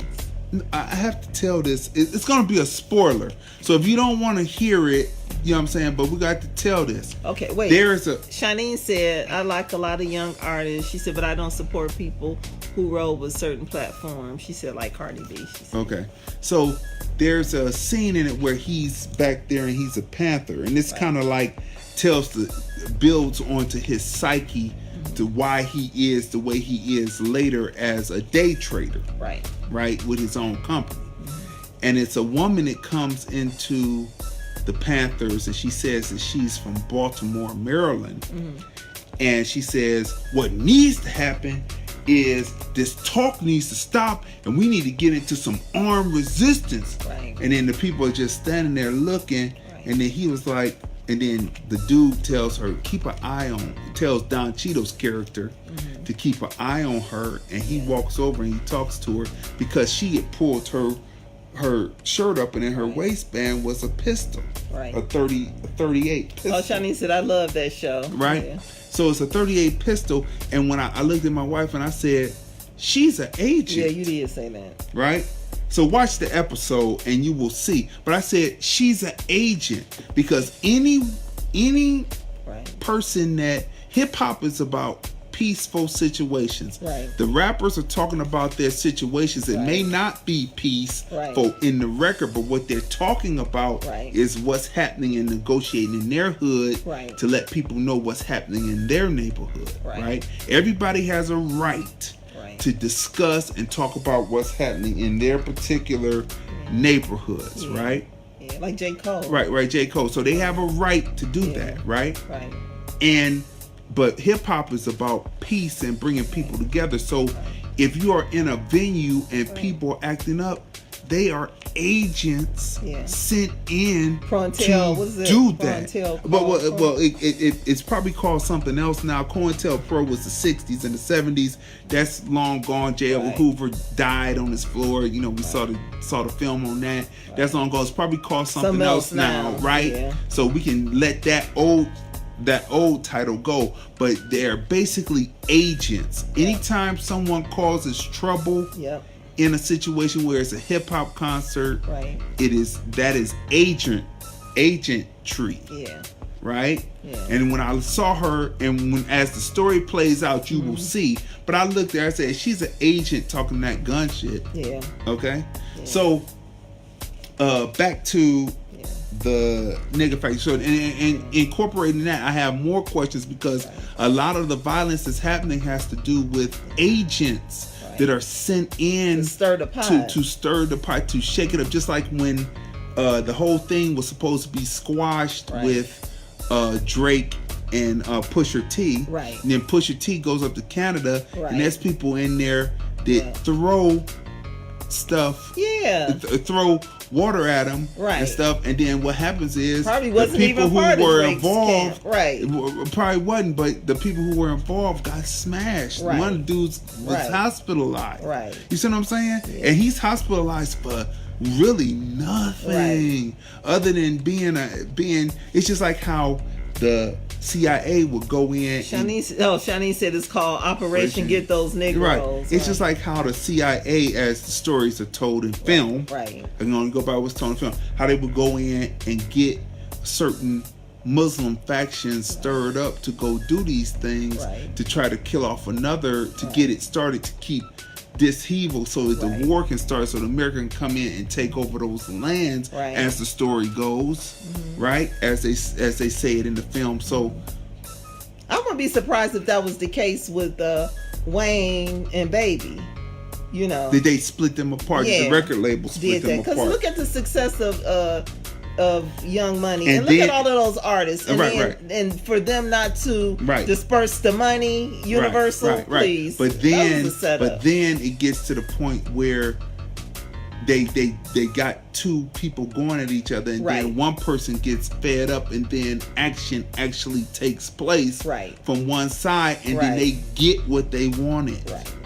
The people who wanted to divide and conquer get what Right. they want, right? Right. So this is what this is. So Right. with the Nigga Factory by Speech, Yeah. go watch it, part Yeah. 1, part 2. My thing is, how do we get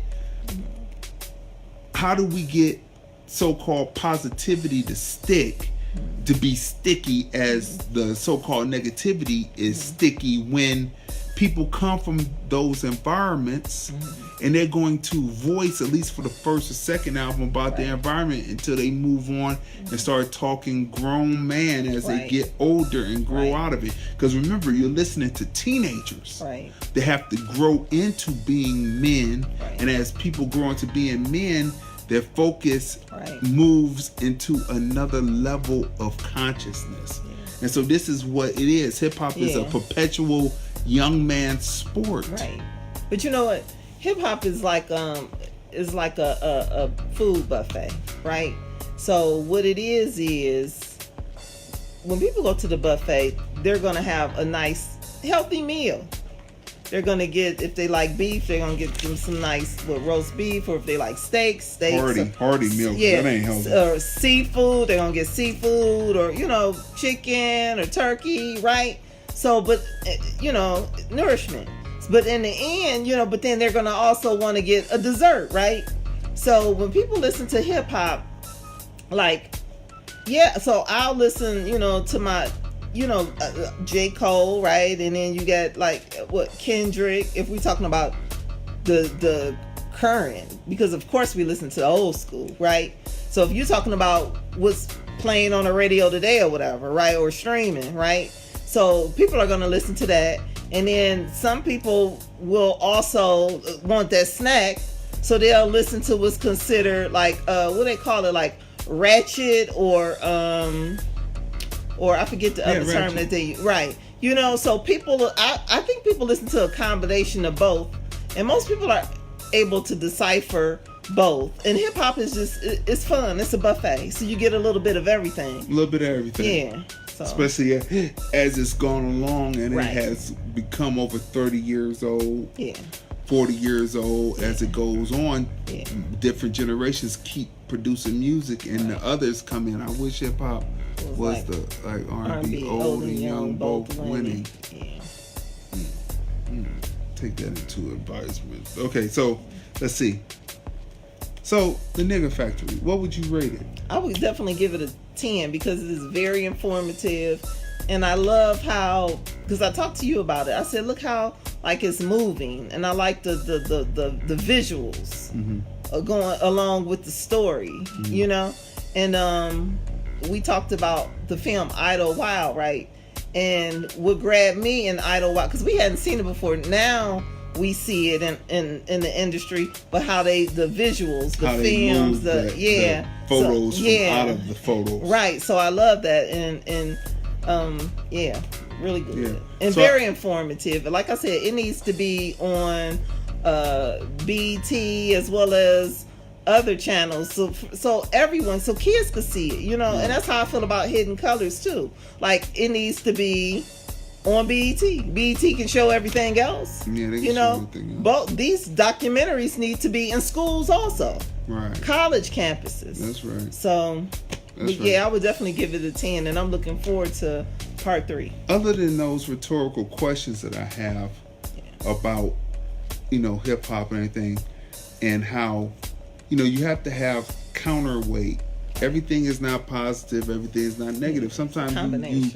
you make your own road, Yeah. right? So, I give it a 10, and you definitely should see it again. It's called The Nigga Factory. Right. It is produced by Speech from Arrested Development. Right.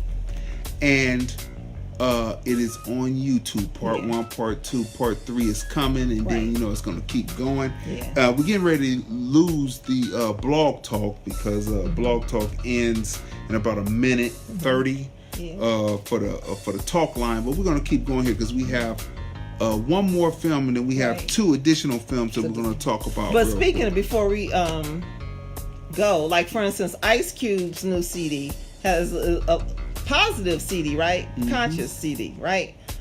Good CD. But Nicki's CD, Queen, is also a good CD. But she doesn't rap about. It's just weird. So you see the visuals and stuff, right? And her videos, but when you listen to her lyrics and stuff, I think people kind of think that she's more like how Little Kim raps about sex but and she stuff. wasn't. She doesn't rap about that. So if you don't, watch the videos, people who don't watch the videos and all that stuff and just know Nicki from like her music and mixtapes and her new CD, you don't think about like all of that. But as far as like a lyricist and her lyrics and good album. So it's just a combination of listening to everything. Okay, so we're getting ready to close out on the Blog Talk, but we're still here on Facebook. So we want to tell everyone who was listening to us on Blog Talk Radio, we appreciate you chiming in. We're still here on Facebook for a little while longer because we've got one more film. So turn over to Facebook, and we are out on Blog Talk, the film review. All right, so people, let me put this over to the side here.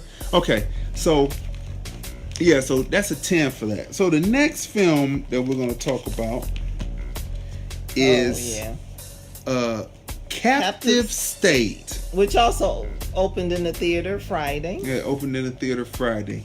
It stars Aston Sanders as Gabriel. Well, we know him from The Equalizer. The Equalizer 2. Right. He plays the young man that Denzel Washington's character mentors and takes under his wing and pretty much protects, along with everything else that Denzel Washington's character does as the Equalizer, right? So John Goodman plays a detective. So the film is about an invasion of the Earth by extraterrestrials who are basically drilling the core and center, all of the life-giving core and center of the Earth out to take back to their planet. That's pretty much what it is. All these invasions of the aliens, usually the story is about that. It's set around that, and it's usually a metaphor to talk about how big corporations are fracking and causing earthquakes and causing people to lose their land while perpetrating that times and economics have gotten better because of them being around. And this is usually what the metaphor is about in these films, and this is no different than this, okay? So this is what Captive State is about. It's about corporations which are in the form of alien invaders, which are pretty much draining out the life-giving blood of the earth. Did you know that the earth is on tectonic plates? Like the different continents are on tectonic plates, and tectonic plates move and shift and bang into each other. So when there's an earthquake in California, it's because the fault lines, when they talk about fault lines, they're talking about the tectonic plates that are out in the ocean hitting up against and going under the tectonic plates that are closer to the land, and that's what causes earthquakes. And the tectonic plates go down into the molten lava in the earth, thus forming more earth, because volcanoes happen. So it's a continuous thing. It's kind of like on your face, acne, and acne comes up and you bust it, and then it's constantly, and it forms new skin. Same thing. It's the same type of thing with the earth, okay? So when they're talking about drilling and going down to the earth and taking out the magma, Right. which is the life blood of the earth, and when that radioactive magma finally dries and dies, that will be the end of the earth being able to populate trees, bees, human beings, animals, all that, because the earth will then die when that process no longer continues, right? Also, they say that California is going to dip, it is going to split apart, dip, come back up, and part of it is going to float up to Seattle. Right. So this is what the situation is when it's just dividing the fault line. So at one time the earth was together in Pangaea. Yeah. And Pangaea, as it splits apart, you may see a fossil in America, same fossil in the tip of Africa, and you say, okay, that's where the land masses move. So the tectonic plates are always constantly moving. So this is what this story is about, and it's going around globally, this whole captive state.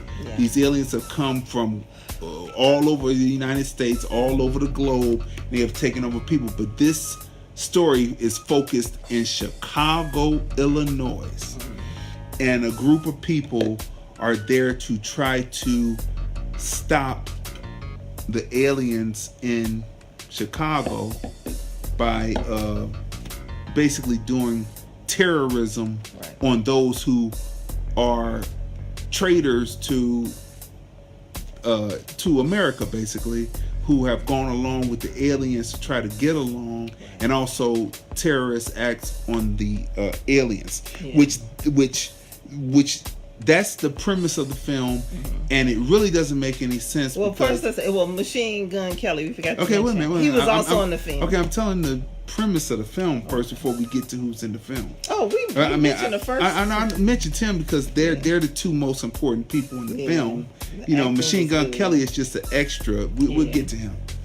But so the whole situation in the film is that, but it doesn't make sense because if you are aliens and you're all seeing and all encompassing, how can people do any type of terrorism where you would need the police force to be on your side to defeat? So right there, it's a little problematic on the acting reality. was good. No, wait. The acting was good. Well, I fell asleep. The movie was so boring for me, I fell asleep. Okay. So this is what it is. It wasn't good at all. They kept you and the main character, Gabriel, blind to what was actually really happening, which is not good. Either the character is blind to it, but the people, but the audience is in on it, or the audience is blind to it, but the character is figuring things out, and he's telling you as he goes along, as he's figuring out. So that's a mistake to me in the film. And I noticed that when I put up Captive State, it got a lot more hits than when I put up Yardie, and really Yardie should have had more hits than Captive State. And I want to tell you that the film is convoluted, okay? It makes no sense. They give you the initiate. It starts out good. It gives you the initiating event, and it goes. But then it passes 9 years, and then you're like. Then I fell asleep. Then you're like, wait a minute. Why is this dude's face up on as a mural, and then the other brother, the younger brother who's Gabriel, is running with Machine Gun Kelly, and they're trying to take a boat to try to get away, but they said trying to get away. Where you going? Because the aliens are all around the planet. Where you going in this little boat? It just really didn't make any sense. And then when you find out the end, when you find out what's happening in the end of the film, Shanice said, I hate when they are- alter facts. That's right. In the end, you're watching the film and then it's all exposed to you all at once because Gabriel has a job. They are wiping the people's memories of their past by taking away their cell phone apparatuses. Yeah, but So, I mean, this is nothing. This doesn't go into the plot. It's not Okay, going to that's tell them. good. It's just telling. You have to give people something. Okay, Yeah, 'cause it's- so you know, he has a job where he goes in, he watches Right. what's on the SIM cards or the mini disc Right. in the phones, and then he erases them and then he crushes them, which that doesn't make any sense because if their cell phones are taken away, then what's the problem? Hey, Hey, Sabrina, Sabrina. thanks Hi. for chiming in. So that's problematic. We're reviewing Captive State, so that's I problematic. feel captive in the That's theater. one thing. That's one thing. Yeah. So, second thing about the film is again. So the first thing is about them being terrorists and how you gonna be terrorists when they're global. They just come get you. Yeah. 2 is about the destroying people's memories. Right. 3 is they said that the economy was so good and there were people who just praised the economy was so good, jobs were so good, but here's this force of people who are just want to be antithetical. Hey, hello, how you doing? Hey, They just want to be opposite of what is going on. It didn't make sense that way. Okay. So then you see the aliens, right? Right. And they come down. Yeah, too much going on. Too much going on in it. So you see the aliens come down. There's a scene where the aliens come down. They don't have any protection or anything. So you see what they look like, right? There's some porcupine looking things. That's what we're going to stay right there. I mean, that's not a spoiler. They show that in the previews. That's nothing. Yeah. But anyway, so look. But later, you see them in armor and you like, well, wait a minute. Why are you in armor? But yet you're defenseless without the armor. It didn't, none of it followed. It was like whoever edited it, I don't know who edited it, but the edit wasn't good. And then the whole point was to keep you and the main protagonist in the dark until of what was actually happening at the end of the film, right? So you get to the end of the film and it's all about a Trojan horse and about beware of Greeks presenting a Trojan horse, letting a Trojan horse come in. Beware of Greeks bearing a Trojan horse. That's what it was about, and that's what the movie is about. I wanted to leave the theater and go see Yardie again.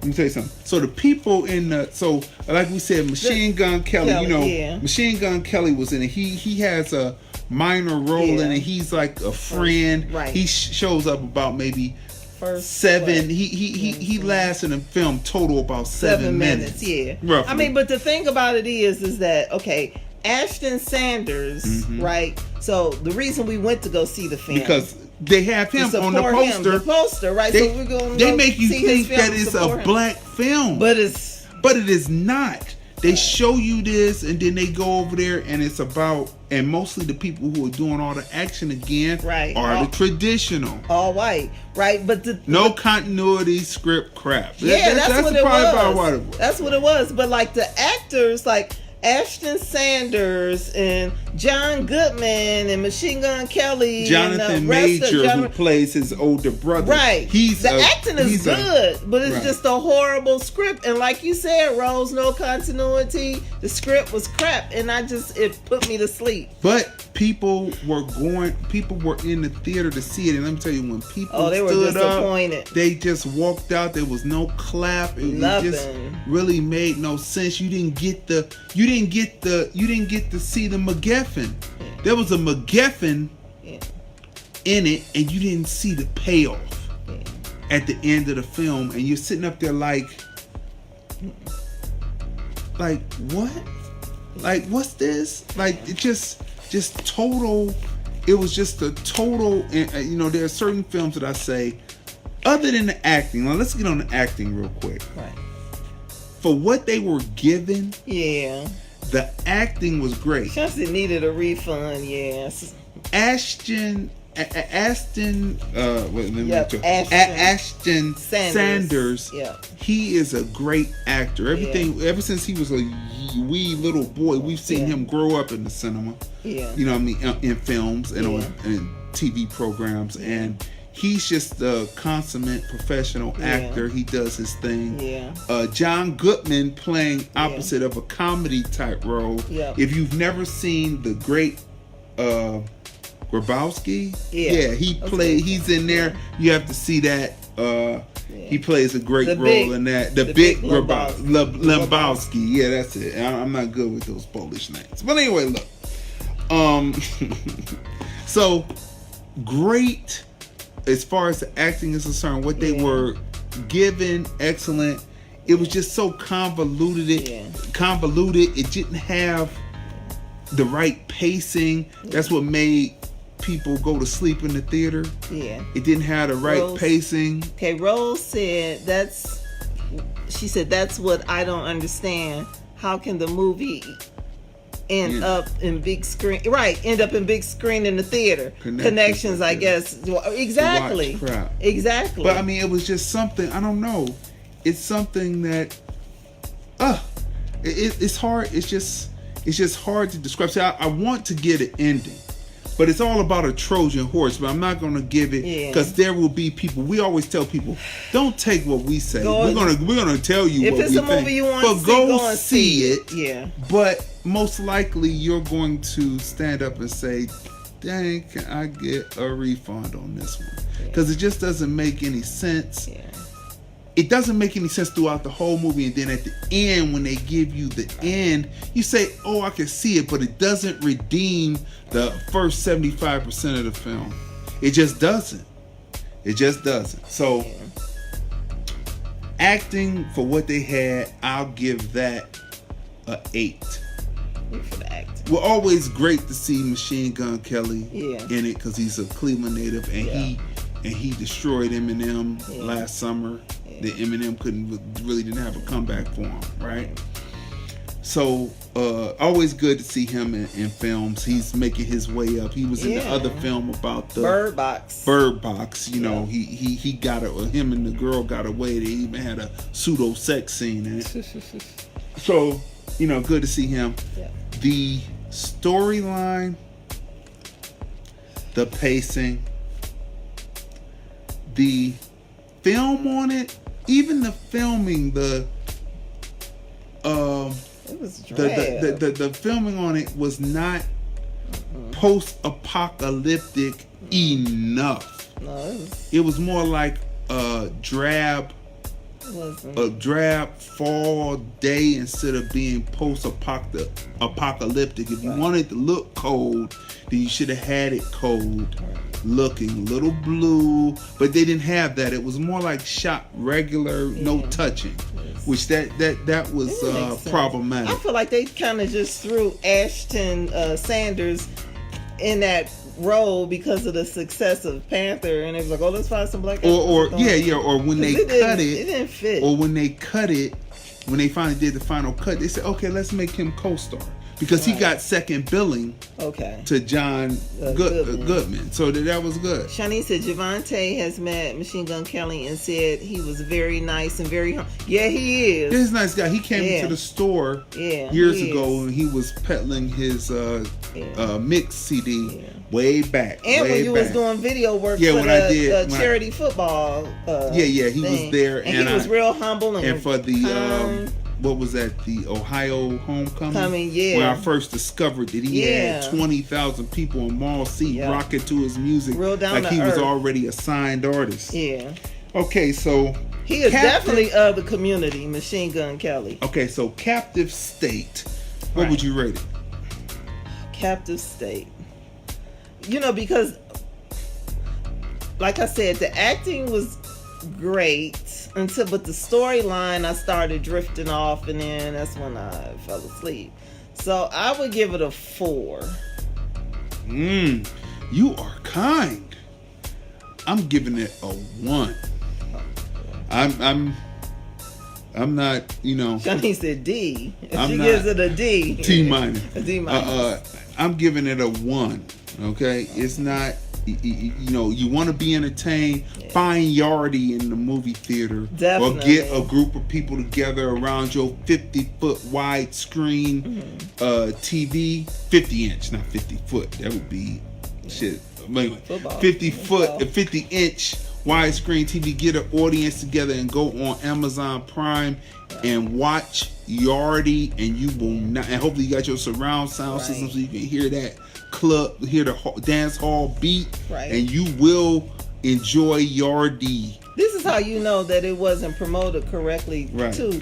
Because the reggae event that they have every summer out here, right? And you know how it's always Should have had packed. the flyers passed out about right. Yardie. But see, there's a huge community of like diverse of people, of all people who love like that reggae music, and right? love stories, and they about- would have packed that theater and love stories. A Jamaican. It took place. It started off in Jamaica and then it moved from there to another country. It starts in 1973, Right. when the young protagonist is just a wee boy who can chant lyrics, Right. And as he's running through the hills Yes. of Jamaica, Visually beautiful. beautiful, Yeah. beautiful Well shot. done We done film. went back to Yardie. Yeah, we went back to Yardie. went back, But had listen. they promoted it, that theater would have been it would have packed, and he's out there chanting. So they show you roots, rock, reggae, Yep.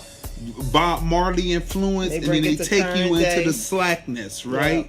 Yeah. And it's in the club with the gunplay and the lyrics Yeah. and stuff, but the protagonist Yeah. has a message that's not just, and the storyline again is the through line about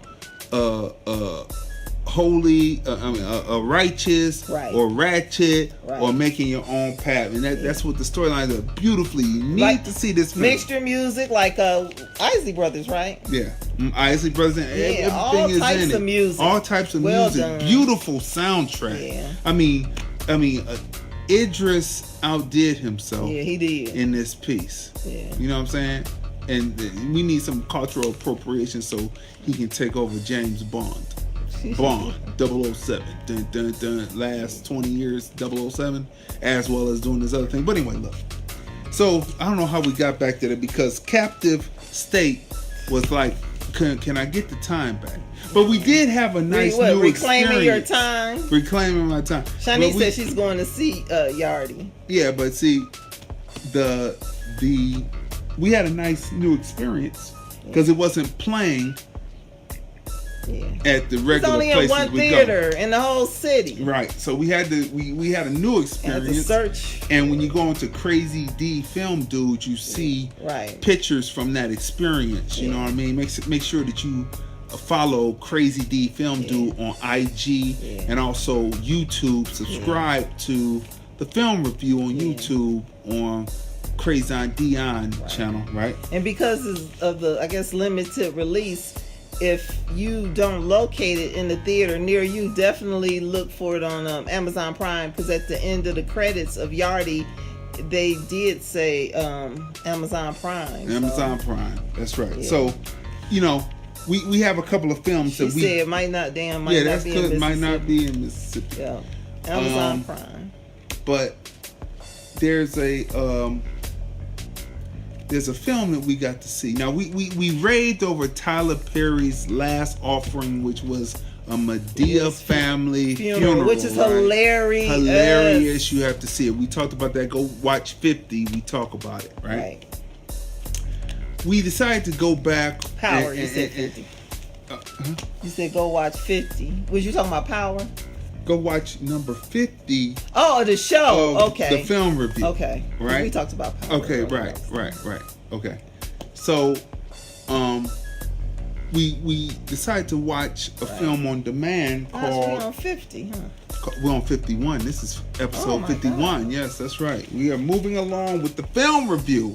Matter of fact, let's take a quick break real quick and say that you are watching the film review. Let me find the right one. Yeah, you are watching. Yeah. Turn it. You are watching the film review with the husband and wife team. Movies, music, culture, politics, and society. Yeah. As we're doing our thing, we're on episode 51 today. Yeah. Moving along in trucking. Listen, we decided to go on to demand and watch one called Acrimony, starring you know her, Yep. Taraji P. Henson. That's right. She plays a woman, and then her co-star. Yep, What's was his- Lyric Bent. Yeah. And you know him from various shows, But- but we know him from from- Spike Lee, She's Gotta Have It. But also from Napoli Oh, Ever After. He was also on He's Netflix. Yeah, that's right. He's the beauty shop owner Yep. whose daughter Yeah. takes a liking to Yeah. Sanaa Lathan's Yeah. character, right? Yeah. So you should definitely go watch that on Netflix. Yep, Is that Netflix. Yep, that's a Yeah, Netflix Netflix. film. That's right. Napoli Ever After, right? Yep, Lyric Bennett, he's in it. That's right. Napoli Ever After.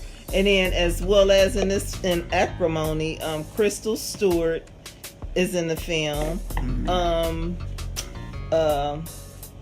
Antonio Madison, he was also in the film we talked about with Hugh Jackman.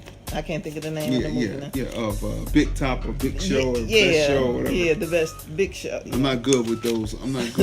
Polish names. So Antonio Madison, he plays the younger version of Lyric Benton in Acrimony, and then H.E. Anja, Alexis. She plays the younger version of Taraji P. Henson. And you know her from the other movie we're going to talk about called Breaking In. Yeah, Breaking In. Right. Gabrielle Union's film. Right. But anyway, Acrimony. So I have to give Tyler credit. Yeah. As we were watching this film, I thought, this film is going to We was engaged. possibly be an Oscar-worthy film. Had you And talking. I'm going to tell you, had you talking we throughout had the to film. stop. We had to stop a couple of times and discuss this. Yeah. As because it's about a married couple, and we Right. had to stop and discuss Right. what was happening in the film. So it's one of those type of things. So Right. look, everything in this film is told through the eyes Right. of Taraji P. Henson's His character, right? Yeah. And she is under the belief that she has been hoodwinked, bamboozled. Yeah. She was conned Yeah. into being with this guy that she meets in college. Yep. All the way through until they get older. So look, Yeah. what happens is Taraji P. Henson's character suffers a loss. Right. The person is there Right. to be with the loss. She has two sisters Right. who are not liking him too much because he's from the wrong side of the track. Episode 51. I'm glad I get to watch you too. Thank you. Thank you.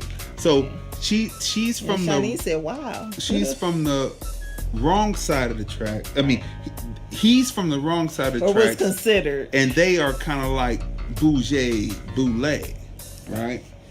And well, really they're not, because they really the father was a blue collar worker and the Right. mother was a worker too. They just Right. had a certain lifestyle, so they're not really boule or whatever, but they put on the airs, right? So they didn't like him because he was on the other side of the tracks, right? So the relationship starts, and the Taraji P. Henson was in college, but she chooses not to go to college anymore Yeah. for some reason, right?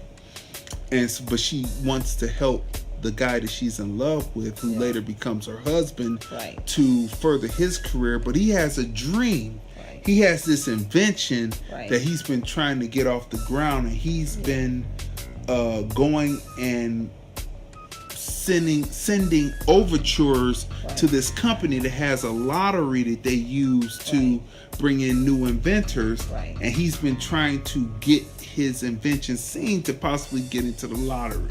Right. And what happens is there is a European American female assistant to the boss, who he constantly would send things in, and she was the block, and she never let his things get there. So this, when you study white supremacy racism, you're taught that all relationships could be so much better, would be totally better if there was no white supremacy or racism. That's everyone. That's whatever race or category you want to say. You learn that life would be better if that did not exist, right? Right, in the world. Right. Yeah. So this woman just blocked this man's blessing, and it took another person to get in her place that looked like him, Scan, that went back, watched all of, because he was sending in videotapes. Years worth of 18 years worth of videotapes, and showing the progress of this invention. And as she watched it, she saw merit in it, and pushed it forward, and got it in front of the boss's face. And that's all we're going to tell you about that. Now, like I said, this story is told through her eyes until the person who comes in, who gives him a shot, then the story opens up, and you find that he is not exactly what you thought. And all throughout the film, I was looking at, I said, he has a singular idea. 18 years, that's right, Shani. It is wild. It is wild. Blocked by a racist assistant. They could have pushed it through. And then as soon as they actually saw it and watched the tapes for themselves, they said, let's bring this guy right in. But that's all we're going to say about that right there. Right? So you hear it through her point of view, right? Because she's all in full acrimony at this point, right? You see it through her point, but then when you see he's really, and that's all I was saying through the whole film, he had a dream. He was singularly minded throughout the whole thing.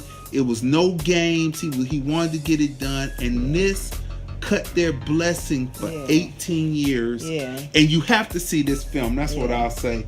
And it's good. And Taraji P. Henson, this is a different character for her. Amazing. Her character devolves into a psychosis. Right? I was convinced. Right? And it had to do with trying to stay and hold appearances because of her sisters. Right? Her two sisters, and you know how they say misery loves company.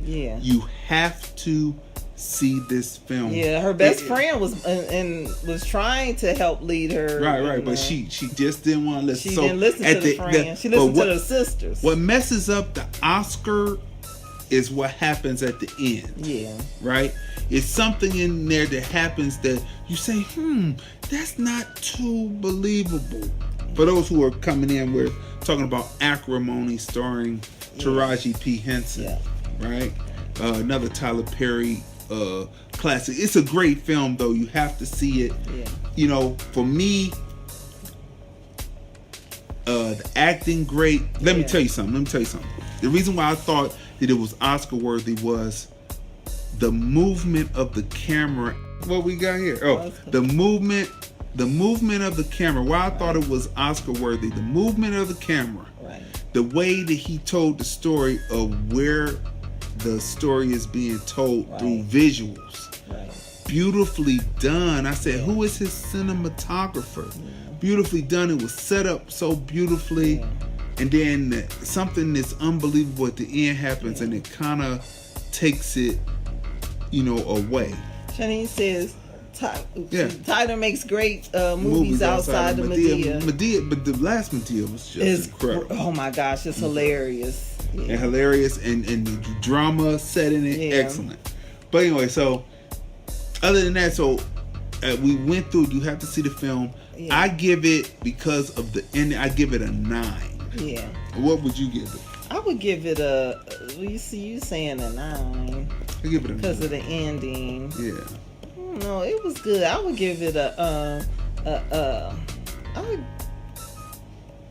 Yeah, I'll give it an 8, which is still good. Right. It was Yeah. just that. Yeah. So that's that. The last film we're going to talk about Yeah. is Breaking In. Yep. If you haven't seen that stars. Gabrielle Union. Uh-huh.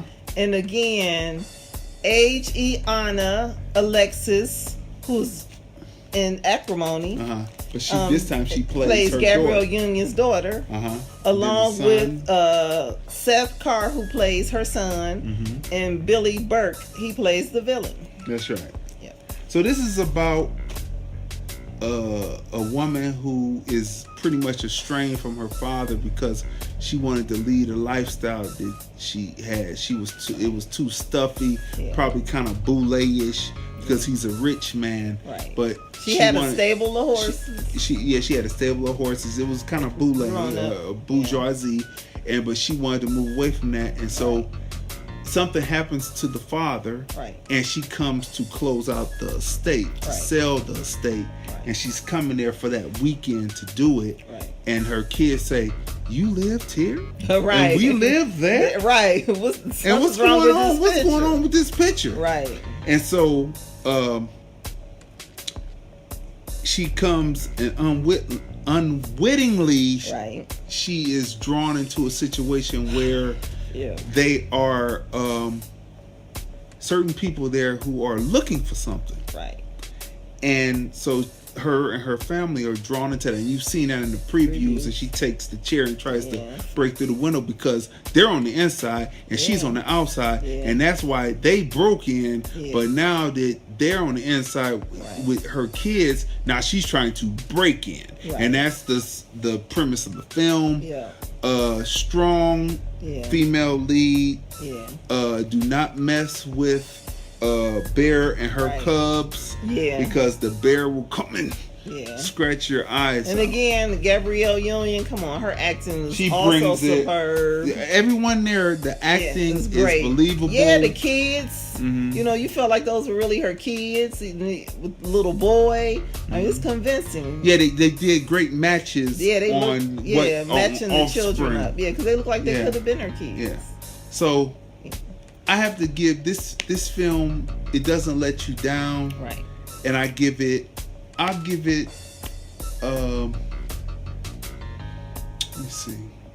me see, I'll give it a 9. Yeah. I give it a 9. What would you give it? I would give it an 8 also.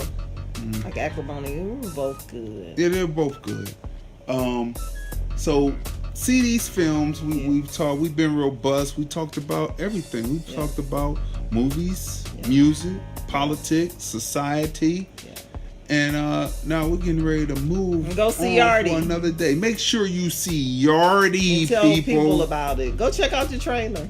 So this has been another Yeah. great episode of the Film Review. Yeah. Movies, music, culture, politics, Right. and society with a husband and wife team. I'm Crazy D, I'm Tracy. and we review movies, music, culture, politics, and society on the Film Review. We'll see you next Sunday at 5:30 p.m. This is another great episode of the Film Review. We are the husband and wife team. We are the husband and wife team. We are the husband and wife team. Stay tuned. We're the husband and wife team. I'm Crazy D. And this is the Film Review. Stay tuned. We got a lot to talk about. We are the husband and wife team that review movies, music, culture, politics, and society. This is the Film Review.